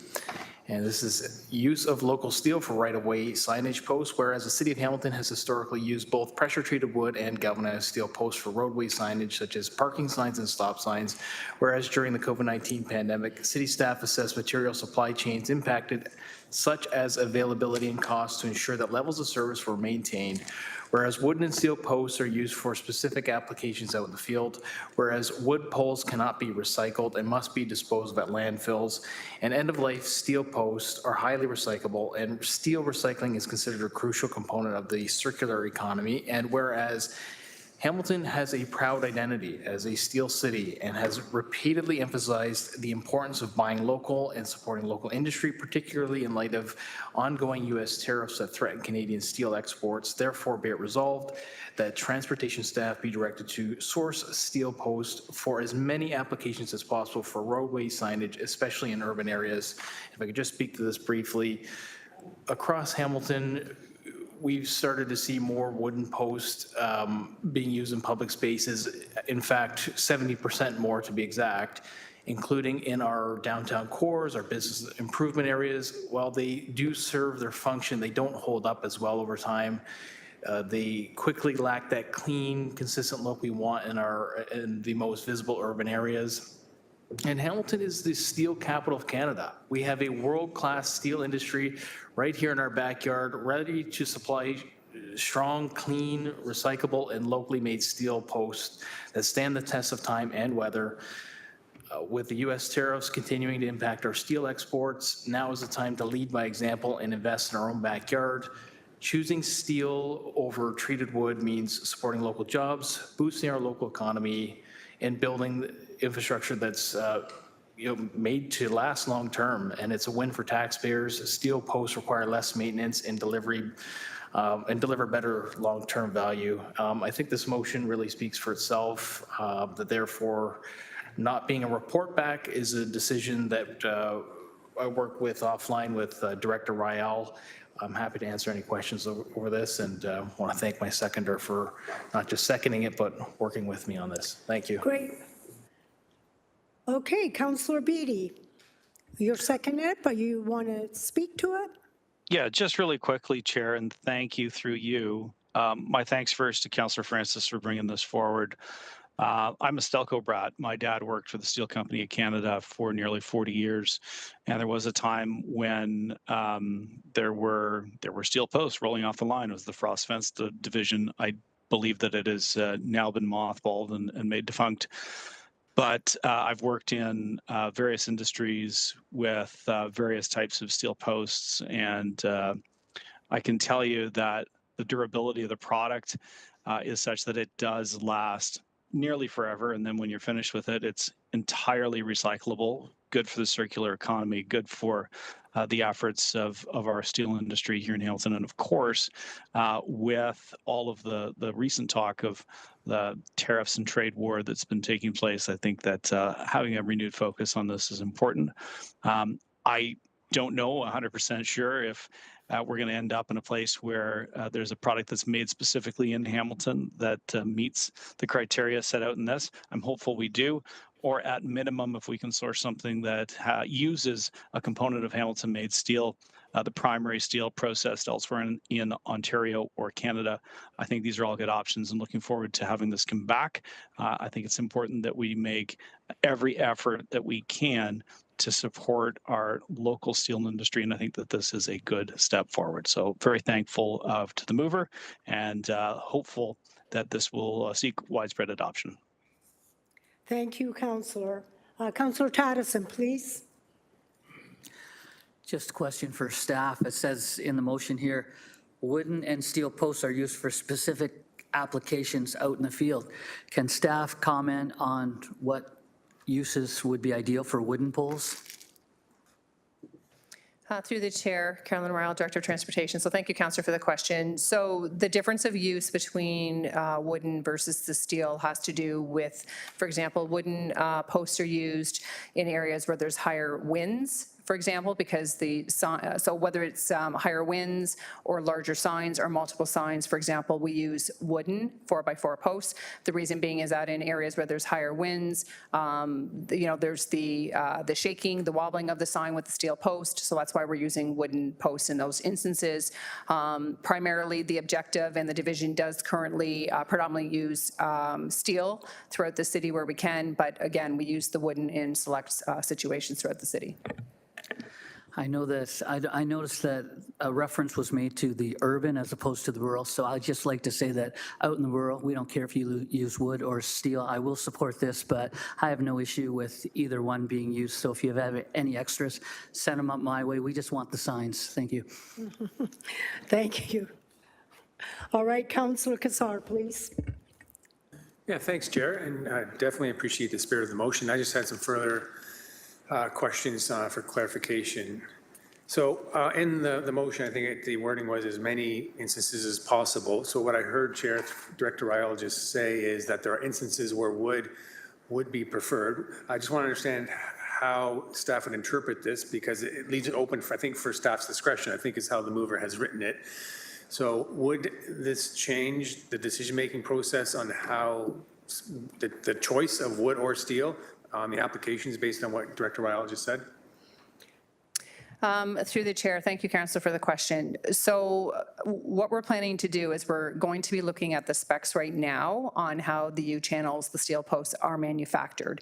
So we're going to be looking at where the product can come from, typically Hamilton, and also the process by which it's fabricated.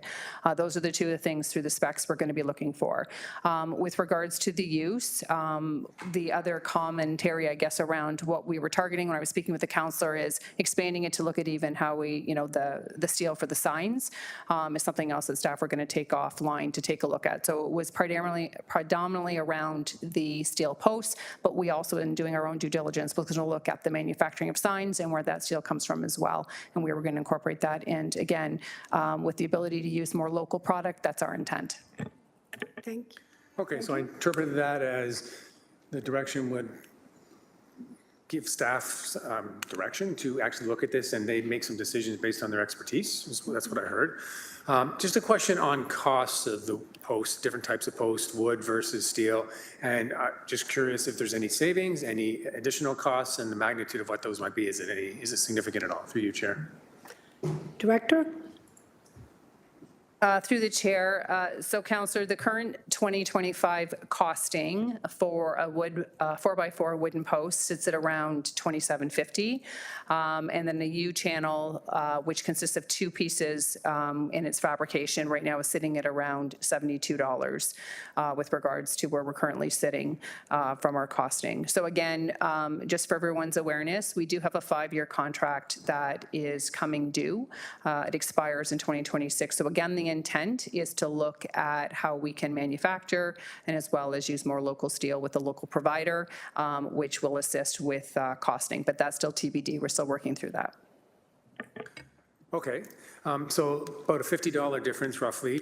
And just can you, through you, Chair, just indicate average annual installations, just so we can get a sense of the magnitude of the cost? Certainly benefit to invest in steel locally. I just want to understand what that would be, just rough cost total. Okay. Director? So thank you, Councillor. So I don't have 2024 numbers in front of me, but for example, in 2023, when we were dealing with the steel posts, we were sitting at around an average of around 1,800 that were ordered and installed. When we were looking at 4x4 wooden posts, for example, in 2023, we were sitting at around 1,000. And 6x6, again, those would be much larger posts that are being used for gateway signage or something that would have multiple large signs on it. We were sitting at around 114.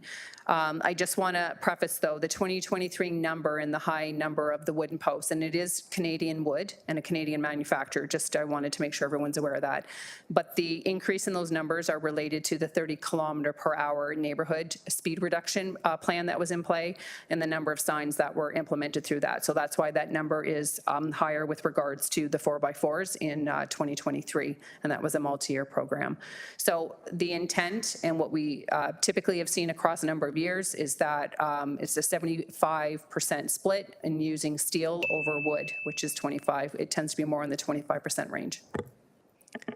Okay, thank you, Chair. So I just did some rough math, and I think we're talking roughly maybe $50,000 of cost, so it's not really significant. So appreciate the answers. It helps inform my decision. Appreciate it. Thank you. Okay, Councillor Maureen Wilson, please. Thank you, Chair. Also appreciating the spirit of the motion, but I've been hearing that we're going to do all that we can to ensure all or part of the composite will be coming from Canadian steel and or Hamilton steel. And I know it's not atypical for a significant portion of steel coming into Canada to be from China or the United States or Japan or South Korea. So if I could, through you, to perhaps Director Tina, my first question is, do the procurement rules that we have in place now enable us to be prescriptive in stating where the steel comes from, through the chair? Okay. Or would we be in violation of, I know it's a really fluid situation, but the rules as they exist on trade right now? Is it Director? Can you identify, please? Through the chair, Tina Ayako, Director of Procurement. At this time, staff are still investigating whether we can name a Canadian manufacturer or what limitations we do have under the trade agreements. I'm waiting on some information back, and I'm hoping to pull some information for the next report that we're bringing forward to committee and council on this. So at this time, I don't have a firm answer for you. Yeah, and here is the little bit of a dilemma. I would prefer to use Canadian or Ontario lumber than steel from other shores, if I had to choose. So I guess I'm trying to decide if this direction carries the day, and I suspect it will, and I again appreciate the spirit. I'm not eager to be in a position where we're importing Chinese steel so we can get the steel post and then forego supporting Canadian lumber. So what comes first in terms of the chicken or the egg if this motion and direction passes, only for you to do your homework to find out, A, we can't be prescriptive in our sourcing? Thank you. Director? Through the chair, I'm not exactly sure if I understand your question, but my approach would be a Canadian, local and Canadian product first, whether it be for wood or for steel. Having said that, whether we can name a Canadian manufacturer or multiple Canadian manufacturers in a tender would also be predicated on the amount of the tender. And then that forces our hand with respect to which trade agreement comes into place. So it's not a straightforward answer. We need to look at the different parameters on how we make that decision. But most certainly it would be that we were favoring Canadian manufactured products over overseas products or products brought in from the US. Thank you, but respectfully, that's not what this motion says. And I too would prefer Canadian lumber and/or Canadian steel. But if the laws are such that we're not enabled and we have to default to a composite that overwhelmingly comes from offshore, I'm a little bit of a dilemma. Councillor, I think Councillor Francis is going to amend his motion. And do you want to amend it? Yeah, absolutely. So that transportation staff be directed to source Canadian steel posts, just so we're clear. Like I didn't mean to cause any confusion. I thought it was captured within the whereas clauses, but if putting the word Canadian before the word steel is helpful, then I would do that. And Councillor Cassar, I don't know, do I need to second to amend it or no? Councillor Wilson, please. Respectfully, I have the floor. Yes. Thank you, but I appreciate the receptiveness of the mover. I am still confused, however, in the direction that this is providing, yet we do not know if we have the legal framework in which to be prescriptive. So I just want to, I'm sorry, I don't want to sound combative or I don't want to be unsupportive, but I also don't want to put our Director of Procurement in a position where she's being directed to do something where she can't legally do it. So can this be done at present? And or if not, when might you be able to provide some clarity through the chair? Director? Through the chair, as I see the recommendation, it does not state Canadian steel. So in accordance with your concern, it could be made that staff is directed to bring in steel over wood and doesn't designate it that it needs to be Canadian steel. So you're correct, I believe, in your understanding of the recommendation. Councillor Wilson? And therefore, in so stating, as the mover is willing to amend, you would now have the capacity within the framework to realize this direction? That's a question. So, Director, so if they cannot get Canadian steel, we would go with wood? That's a lumber that's Canadian? Is that the question?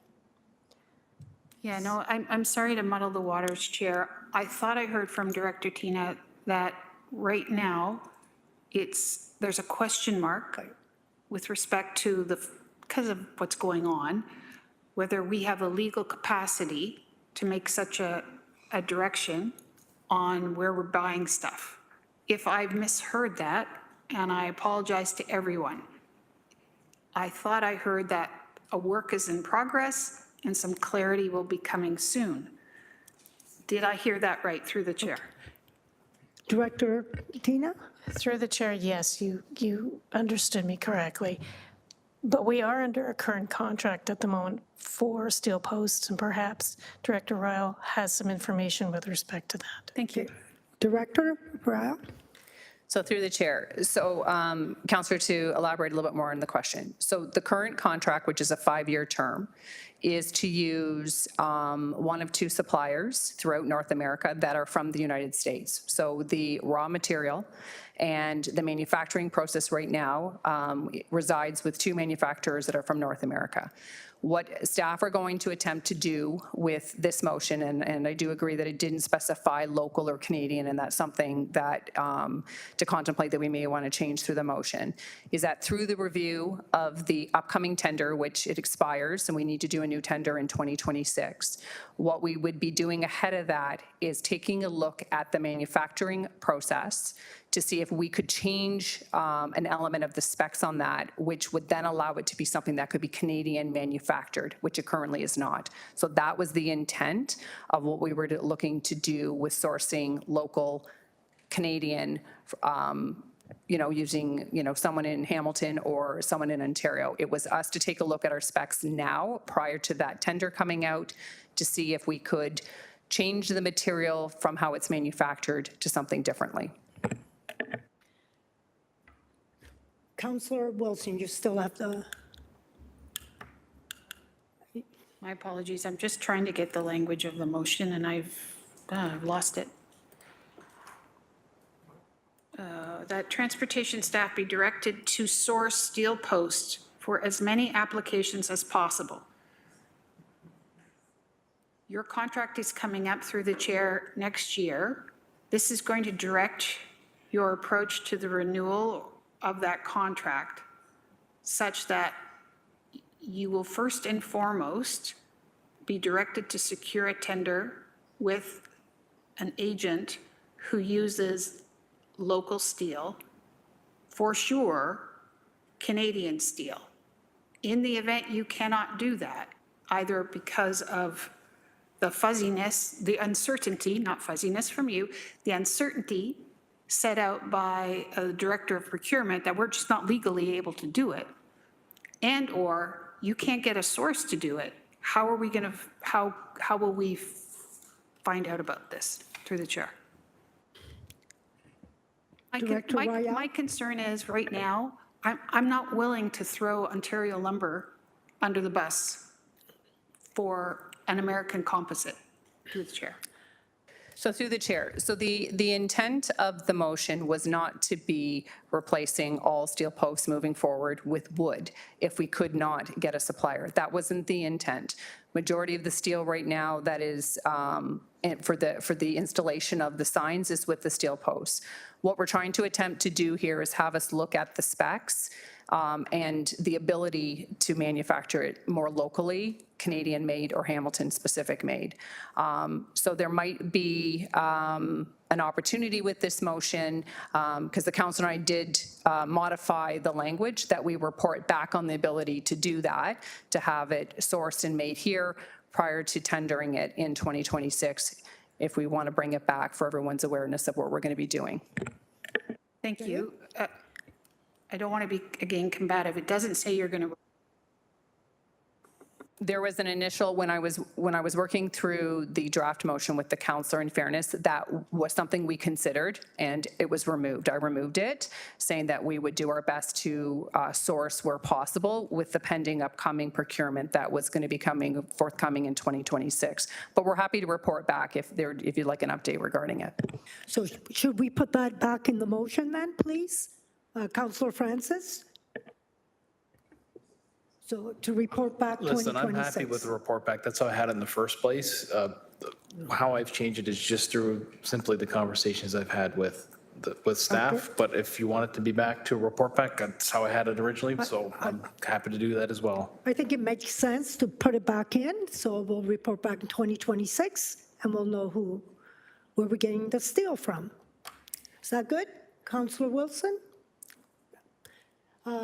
Okay, now we have a long list here. Councillor Kretsch. Hi. So I think there's 3 different issues here that need to be addressed in the motion that aren't addressed in the motion. I think the whereas clauses attempt to capture them, but legally speaking, therefore be it resolved is the only real action that exists. Yeah. 3 issues are, number 1, manufacturing versus sourcing.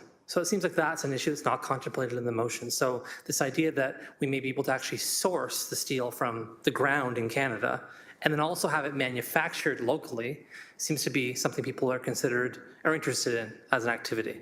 Whereas that could be sourced from, as Councillor Maureen Wilson said, somewhere else, perhaps, and then manufactured here. And that's what staff's saying, right, is that they're not talking about the source of the steel. So it seems like we ought to think about that if we're concerned about that. Secondly, if the situation exists where for whatever reason we can't get either it sourced or manufactured here, then we would turn to something we can get sourced or manufactured in the province of Ontario, which would be lumber. So I think that those things just need to be considered and like nuanced in this. And the third thing I think that needs to be thought through is whether or not this is really dependent upon the contract coming up, or is this asking for an activity today? So the motion right now doesn't contemplate any of those three things. So I maybe, if it's not urgent, this is just a suggestion, maybe withdraw it, bring it back on July 28th, and just put those things into it so that it's clear instead of sitting here on the floor trying to do it now. Might just be more helpful if we articulate those three issues, because it seems like those are the concerns everyone has. So I'm just suggesting a friendly path forward might be just to bring it back on July 28th at our next Public Works Committee meeting. Thank you, Councillor Cratchit. Councillor Francis, you're next. I appreciate the feedback I've received here today. I wish I would have received this feedback over the last month that this has been on the agenda when I presented this as a notice of motion, instead of trying to hash this out on the floor. I want to just put it back the way it was. The staff report back on the use of Canadian steel for right-of-way posts. Simple as that. Just let us know if they can do this. That's how I had it originally. I think the clerk has that email that I originally sent. If you want to put that language back up there, that's how I had it originally. It captures everything here that we're discussing, and let staff, who are the experts in that field, do that work, bring it back to us. We can make that decision at that time. Okay, so we're going to have the motion back up, and we have Councillor Kassar, second-time speaker, before we go to the vote. Okay, do you want to put it on the screen, please? Yes.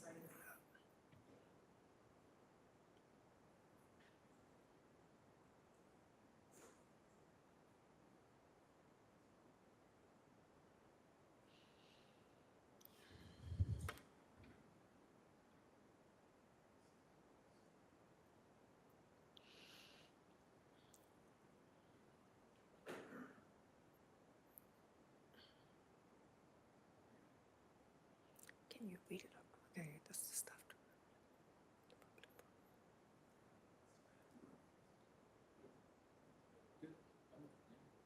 Looks good to me. Okay, everybody's okay with that? Okay, Councillor Kassar, your second.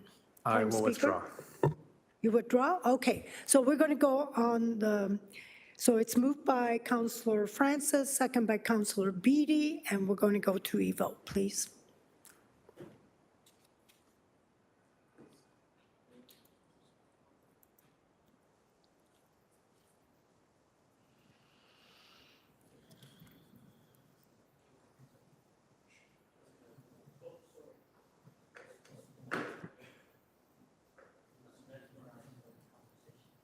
Yeah. And it passes 13-0. Thank you. Oh, 12. I can't. Yeah. Yeah. All right, 10.2. Councillor Francis, would you like to introduce your motion? And who's your seconder? Yes, this is seconded by Councillor Beatty. This is decorative King Street and Centennial Parkway traffic signal controller box. Actually, that title is incorrect. This is King and Battlefield. So therefore be it resolved that the Transportation Division be authorized and directed to install a Stony Creek themed decorative wrap on the existing traffic controller box at the intersection of King Street and Battlefield. Apologies. And B, that all costs associated with the installation of traffic calming measures. What is this? Why is it, this motion is, it's not traffic calming measures. So that this just be funded through the Ward 5 Capital Reinvestment Reserve, number 108055, and an upset limit, including contingency not to exceed $1,500 500, and that the general manager of Public Works and city clerk be authorized and directed to execute any required agreements and ancillary documents with such terms and conditions in form satisfactory to the city solicitor. I think we're good. That's it. You're not going to speak about it? This is good, let's go. This is just wrapping the signs. Yeah. The controller boxes at King and Battlefield that are basically throughout all of the downtown BIA, Stony Creek BIA. This is just adding one more to that list. Thank you. Okay, let's go to Evo, please. Okay, Councillor Wang? Thank you. I'm very supportive of what Councillor Francis just said, but I'm confused because that's not what we're reading on the motion. So how do we reconcile this? Like, if we approve this, I just don't have the right wording in front of me, so I'm not really, so there's Battlefield House, but what Councillor Francis said doesn't match up with what the motions are saying online, so. I don't know, sir, can I? Yeah. Yeah, So Councillor? there must have been some kind of miscommunication, but by the time this got printed, by the time I've emailed it, but what I've just verbally stated here is what the intention that I'm trying to achieve, if that helps. Yeah, I just wanted to know procedurally what the process is, because otherwise I'm very supportive of what Councillor Francis said. I just want to make sure that it matches what is being promoted to the community, Right, that's so all. this motion is decorated King Street and Centennial Parkway traffic single controller box wrap. And that's what you read the there for, but I didn't, you changed it, okay. So it would be an editorial change in the minute? Okay, all right, is that, okay, we're going to go Evo, please.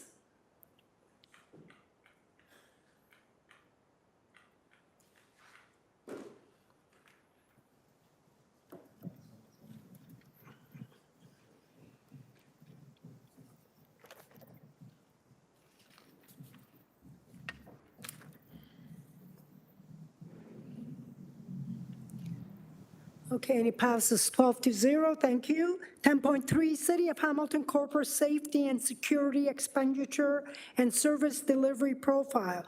Councillor Maureen Wilson, would you like to introduce your motion? Yes. And your seconder is? Thank you, Chair. It's Councillor Cassars, my seconder. In short, our corporate security folks report annually to us.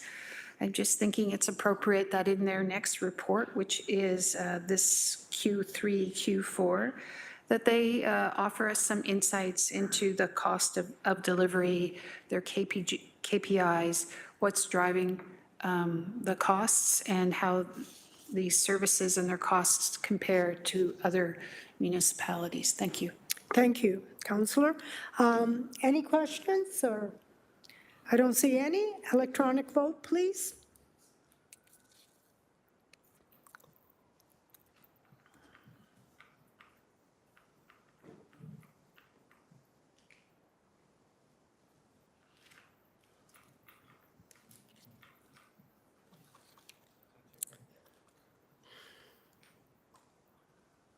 And it's 12-0. Thank you. 10.4, Councillor Spatafora, would you like to introduce your motion? I understand Councillor Beatty will be your seconder.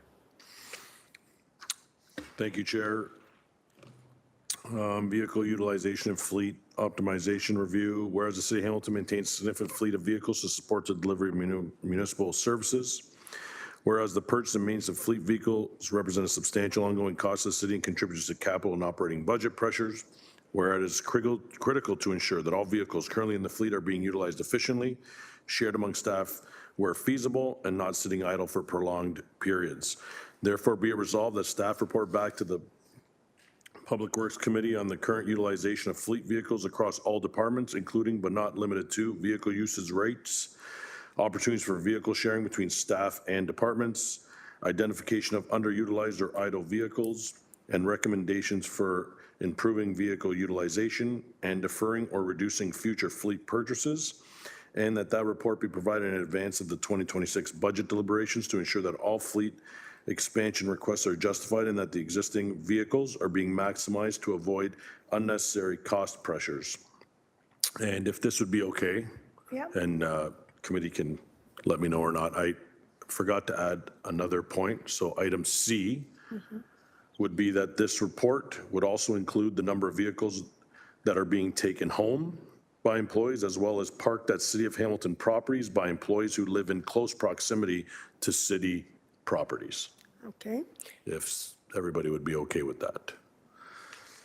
And I don't know if I need to do anything special to add that last point, but if I don't, I can read it again slower, clerk, so you can Okay. capture it. You want me to read it, well, a little bit slower? Okay. That the report also include the number of vehicles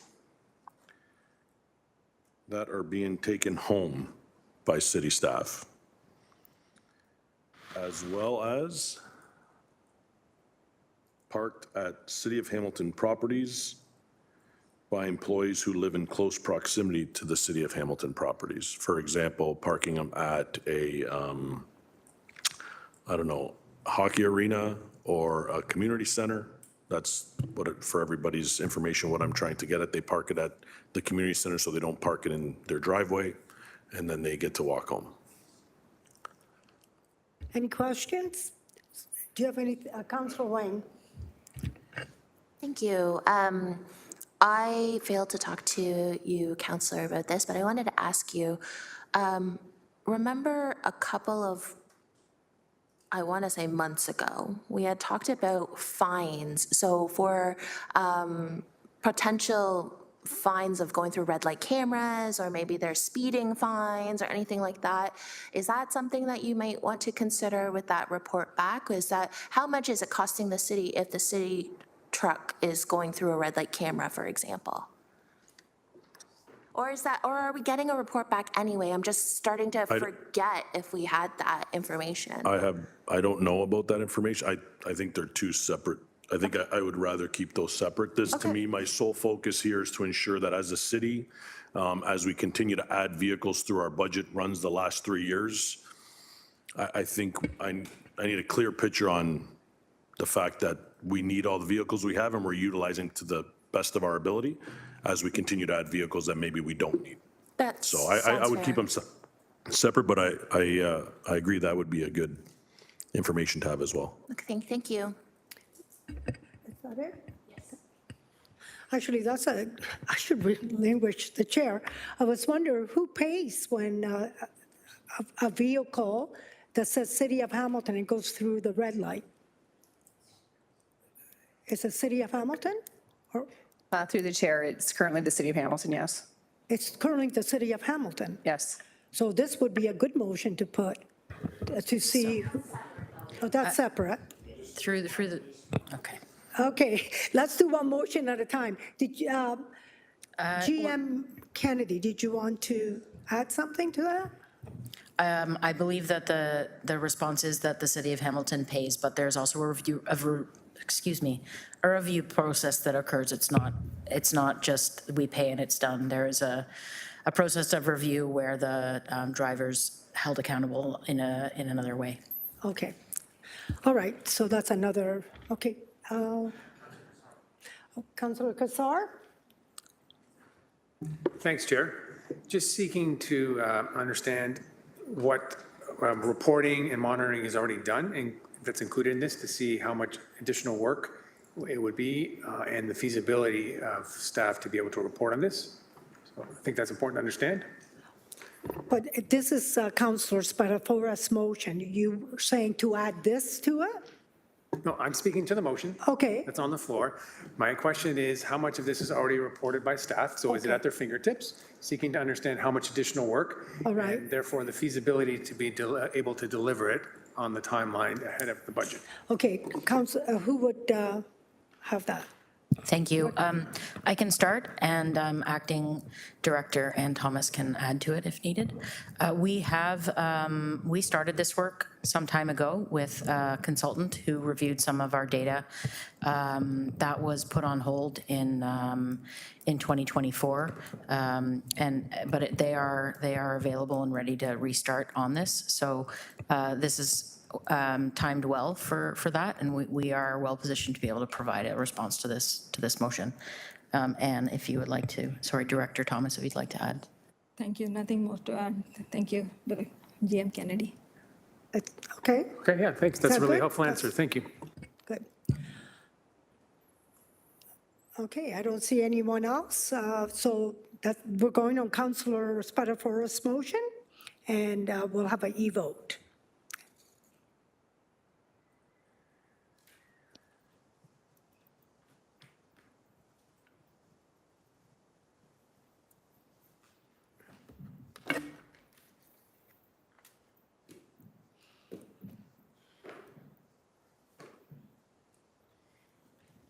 And it's 12-0, thank you. Councillor Kassar, would you like to introduce your motion, and who's your seconder, please? Thank you, Chair. My seconder is Councillor Alex Wilson. I won't read all the whereases. We kind of got a flavor for them through the delegations, so I'll just go to the be it resolved. A, that the Corporation of the City of Hamilton urges the province of Ontario to work urgently with key stakeholders to develop limited liability legislation, including enforceable contractor training and a single set of provincially endorsed standard best management practices for snow and ice management. B, that the Corporation of the City of Hamilton urges the province to create and fund an expert stakeholder advisory committee to advise the province and municipalities on the best course of action to protect freshwater ecosystems and drinking water from the impacts of salt pollution. C, that the Corporation of the City of Hamilton commits to 1, a review of the current City of Hamilton salt management plan to assess the amount of salt used relative to existing policy. 2, the reduction of the use of salt with the re-examination of the existing plan. 3, the training winter maintenance staff in SMART about salt protocols while maintaining safety on roads and sidewalks, and emphasizing while maintaining safety on roads and sidewalks. And finally, D, that this resolution be sent to the parties listed here.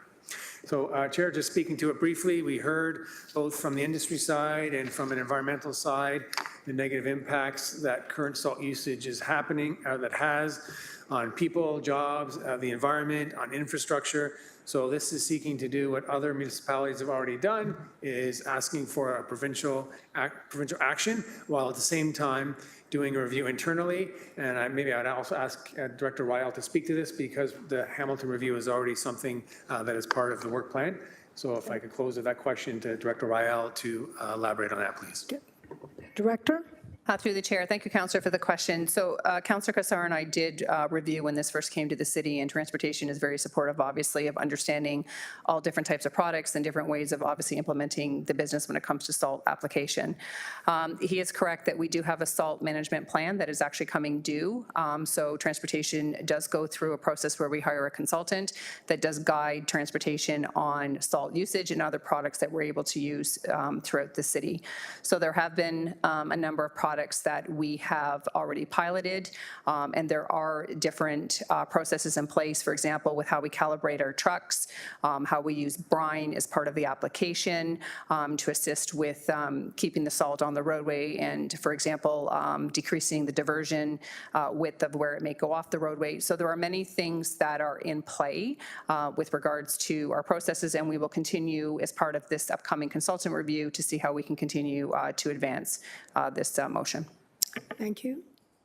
Thank you, Chair. And just one last point I failed to mention is, I think we've probably all seen overuse of salt. I know I've seen many examples of coming in and bus stops are just littered with salt for days and sometimes into weeks afterwards. So there is an opportunity to decrease salt use, whether just less salt, different methods, to save some money and to still maintain safety. So that's the spirit of the motion. Thank you, Chair. Great, thank you.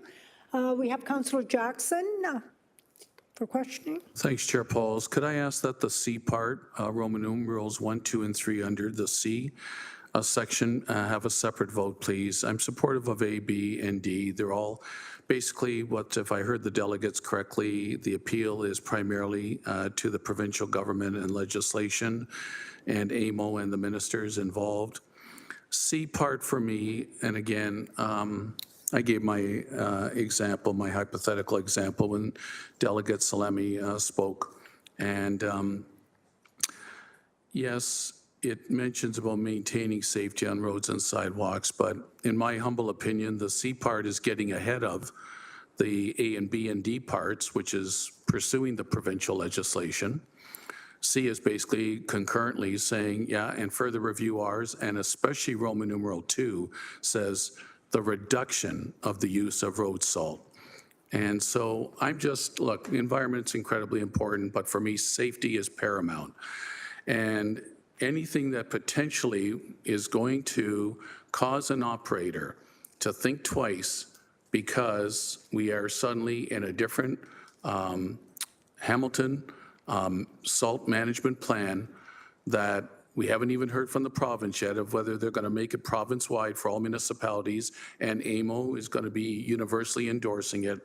For us to get ahead of it and potentially alter that may lead an operator to withhold putting that additional salt down on the sidewalk or road or at the bus transit shelter for our vehicular users, more for the pedestrian users, for the transit users, because having that one moment of doubt during that and after the storm, not to use what they feel professionally is the appropriate amount, I'm not on for that at this time. So if I could ask all of C be a separate vote, Chair Pauls, and then I can support the rest of the motion. Thank you.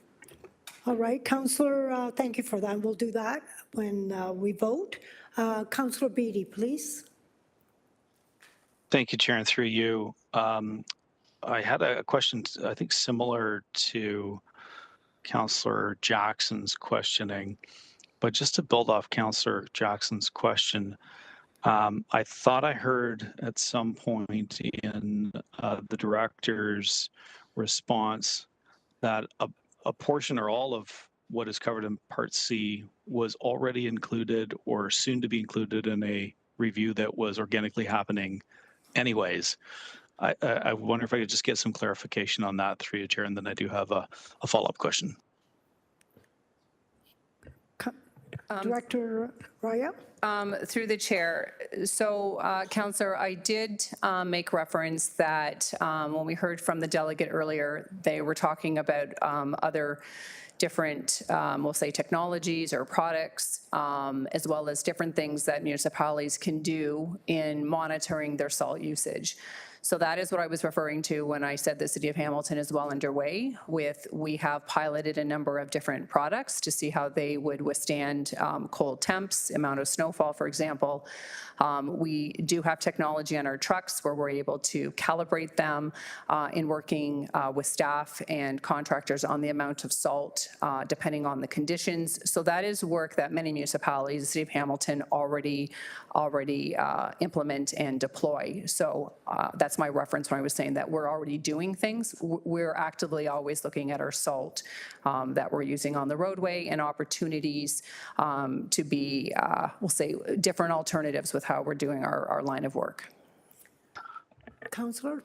Thank you, Chair, and through you, thank you, Director. So it's more of a continual review process, continual improvement process, as opposed to a formal one-time stop everything, review, and then move forward. It's something that the Transportation Division is always going through in terms of delivering that sweet spot between safety, cost effectiveness, environmental concerns. That's an ongoing process, if I have that correct. That is correct. So we have our salt management plan that we did with a consultant, so identifies different ways of doing the business. We've got the minimum maintenance standards, which is what the delegate spoke to with regards to, again, timing and following the provincial guidelines, so we adhere to those. There's also council set approved levels of service, which we'll be bringing back in a report in Q4 of 2025 that deals with winter. So yes, this is something that we're continually evolving, and most municipalities do that as we're looking again as the environmental changes and how we deal with the different winter events and the products that we can be using. Councillor?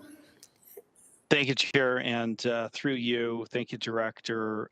You made reference in your answer there to any changes in service level will be coming back, I believe you said, in a report to this body, and that was the nature of my follow-up question, that any changes when it comes to costing, service levels, even a rebalancing of liability, should that happen as a result of changes being made, all of that would come back before either this body as Public Works or some other committee of council for discussion before any of these changes, which could have far-reaching implications, I think was the inference made by some other members. before major changes are made, those reports would come back for consideration before this body. Can I just get clarification on that, please? Thank you. Thank you, Councillor. So I'm confirming on behalf of Transportation that no changes in levels of service or not adhering to provincial guidelines would occur until such time we come back with any report that would be speaking to what those recommended changes would be and why. So there's no intent to do that.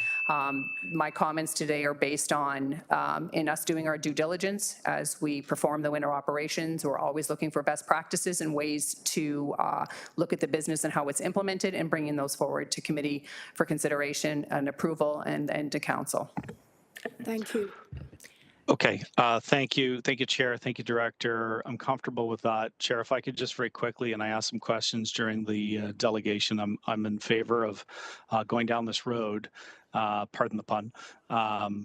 I have, as you know, some affiliation with this related industry through my private business, and it's a real problem. What's been highlighted here by the professional organization Landscape Ontario, and I'm sure that all of their affiliates, as well as those concerned about the environmental impact, it's getting harder and harder and harder to deliver this service, and very supportive of lending our voice to trying to find some solutions to find a balance where we can ensure public safety, ensure environmental stewardship, and do so in a sustainable fashion, because I don't believe that the current methodology is going to be sustainable in the long term. So I will support the motion going forward. Thank you.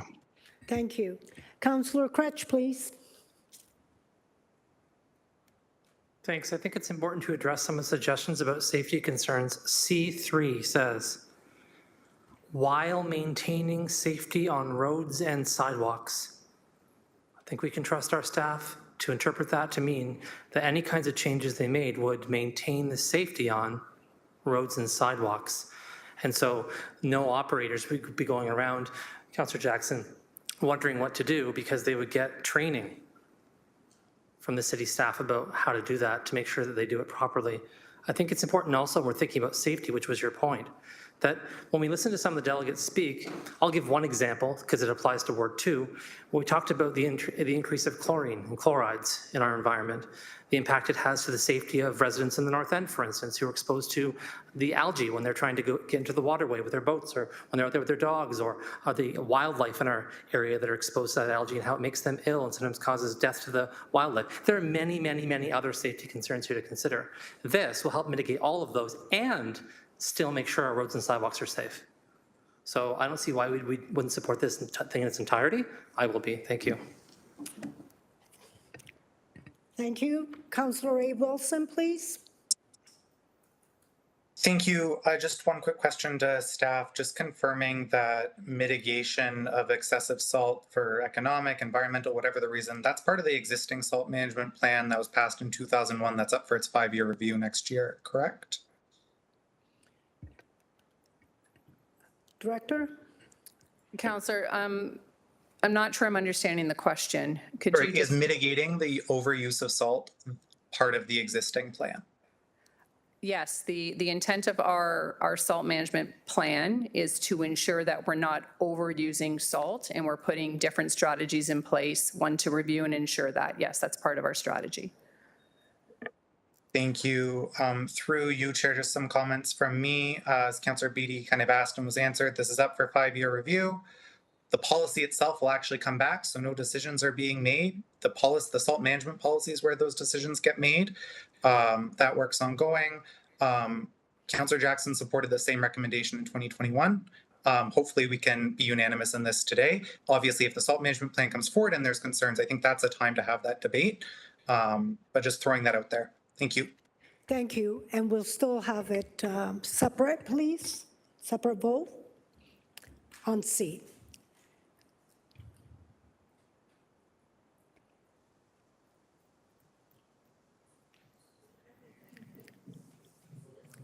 We're voting on C now, separate vote.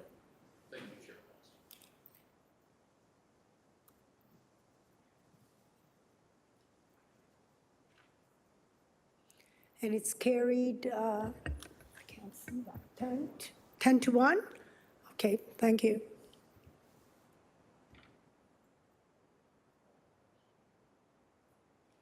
Now we're going to vote on the whole motion.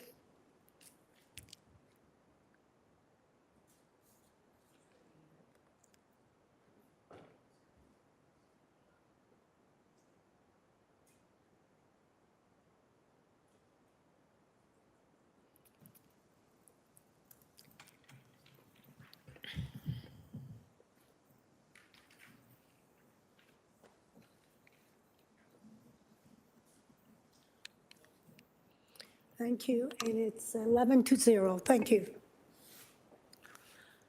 All right. Councillor Francis is not here. Who would like to take the chair? Councillor Spadafora, thank you for my, Go ahead, Chair. thank you. Okay, so my motion, first of all, I just want to say it's for Remembrance Day crosswalk design for Royal Canadian Legion, Branch 163. I just want to, first of all, thank Ward 6, Councillor Jackson. I want to thank Councillor Spadafora, and also Councillor, Office number 8, and Councillor Danko, even though he's not here, for his support on this and to work together to make this happen. And I really appreciate it. We really work well together. And when I called the president of the Canadian Legion Branch 163, Janine Tomlinson, she was so thrilled. She just couldn't believe it. She said, this is the thing that they really wanted. I think we started with Councillor Beatty about a year ago, and I think now each one, Legion, would love to have that. So they were really excited. So I'm not going to read the whole thing, but I want to tell you, when we go there, on November 11, when we honor our men and women who gave their lives for the First World War, it's unbelievable. That's what we want to remember. And it's such an honor for me to do this little thing with all my council colleagues, and I really appreciate it. I'm just going to do the therefore to be resolved that the Transportation Division be directed to install a Remembrance Day themed decorative crosswalk as approved by the Hamilton Veterans Committee on Limeridge Road East from the Legion property limit to across the street to the War Memorial for Remembrance Day 2025. That the installation of the Remembrance Day themed decorative crosswalk be funded equally, 25% each from Ward 6, thank you, Councillor Jackson, Ward 7, myself, Ward 8, Councillor Danko's ward, and Ward 14, Councillor Spadafora, thank you. Capital discretionary account 3302309600, 3302309700, 3302-309-800, and 330-230-9014, at an upset limit, including contingency, not to exceed $10,000, and that the one-time exception to the ward-specific funding initiative policy be approved to permit cost sharing of this initiative across multiple wards' budget, and the general manager of the Public Works and city clerk be authorized and directed to execute any requirement agreements and auxiliary documents with such terms and conditions in the form of satisfactory to the city solicitor. And again, I think it's great when we all work together to make such a great street to remember our veterans. And it's such an important day. And I'm looking forward to November 11 and Remembrance Day. So thank you. I hope I could have your support. Thank you, Councillor Pauls. Your seconder is Councillor Jackson. Yes. And Councillor Beatty, you are up. Thank you, Chair. Very quickly, Councillor Pauls made a quick reference to the first in the city that was done at the Stony Creek Cenotaph with the support of Councillors Clark and Francis and in front of our Cenotaph in Ward 10. This makes number 3 in Hamilton, the second one being in front of the Waterdown Legion. Last year, I spoke to how this had gained momentum right across the country from coast to coast to coast. And just 2 weeks ago, 2 inquiries, one from Conception Bay in Newfoundland, one from the Royal Canadian Legion branch number 7 in Winnipeg, Manitoba. Again, seeking the template, seeking the expertise, putting them in charge with the Transportation Division, who's just been excellent in sharing the knowledge base with other municipalities and organizations across the country. So we did it here first, but it is continually being adopted right across the country, and it's something I think we should take a moment to recognize and, pat each other on the back for that. Good job. Thank you, Councillor Beatty, and you started this. excuse- It's Chair? great. Oh, sorry. No. Councillor Beatty, thank you for that. Really appreciate the information. I think it's nice for us to know that there's other communities within our country that are following Hamilton's lead. We do not have any speakers on the list. We are going to move to an electronic vote, and then at that time, I will announce the vote, and then I will pass the chair back to Councillor Pauls. Thank you. The vote is up.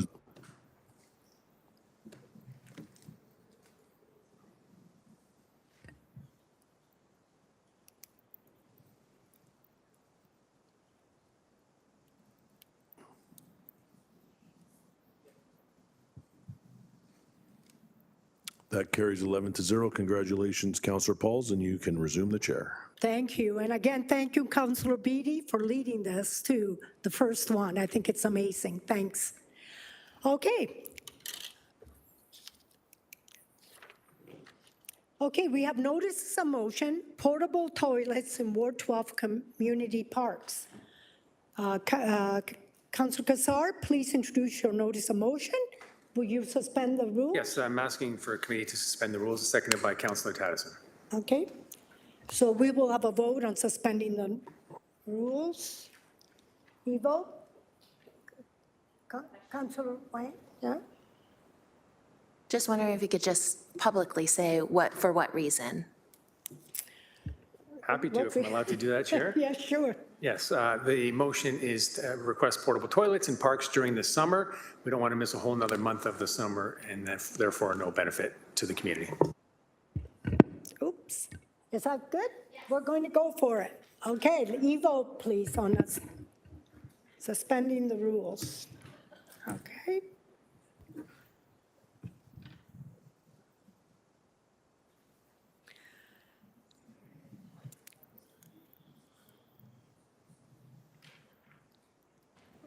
Councillor Beatty?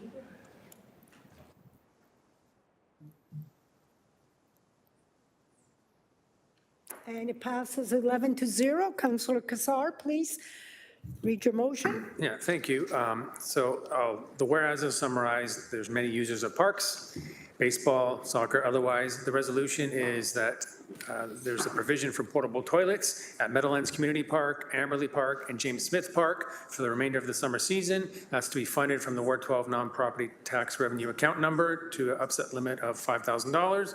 And then B, the obligatory administrative clause, which I will spare you. Okay. Very good. Okay, we're going to And go. also seconded by Councillor Tattison. Okay. Thank you. We're going to go on the Evo, please.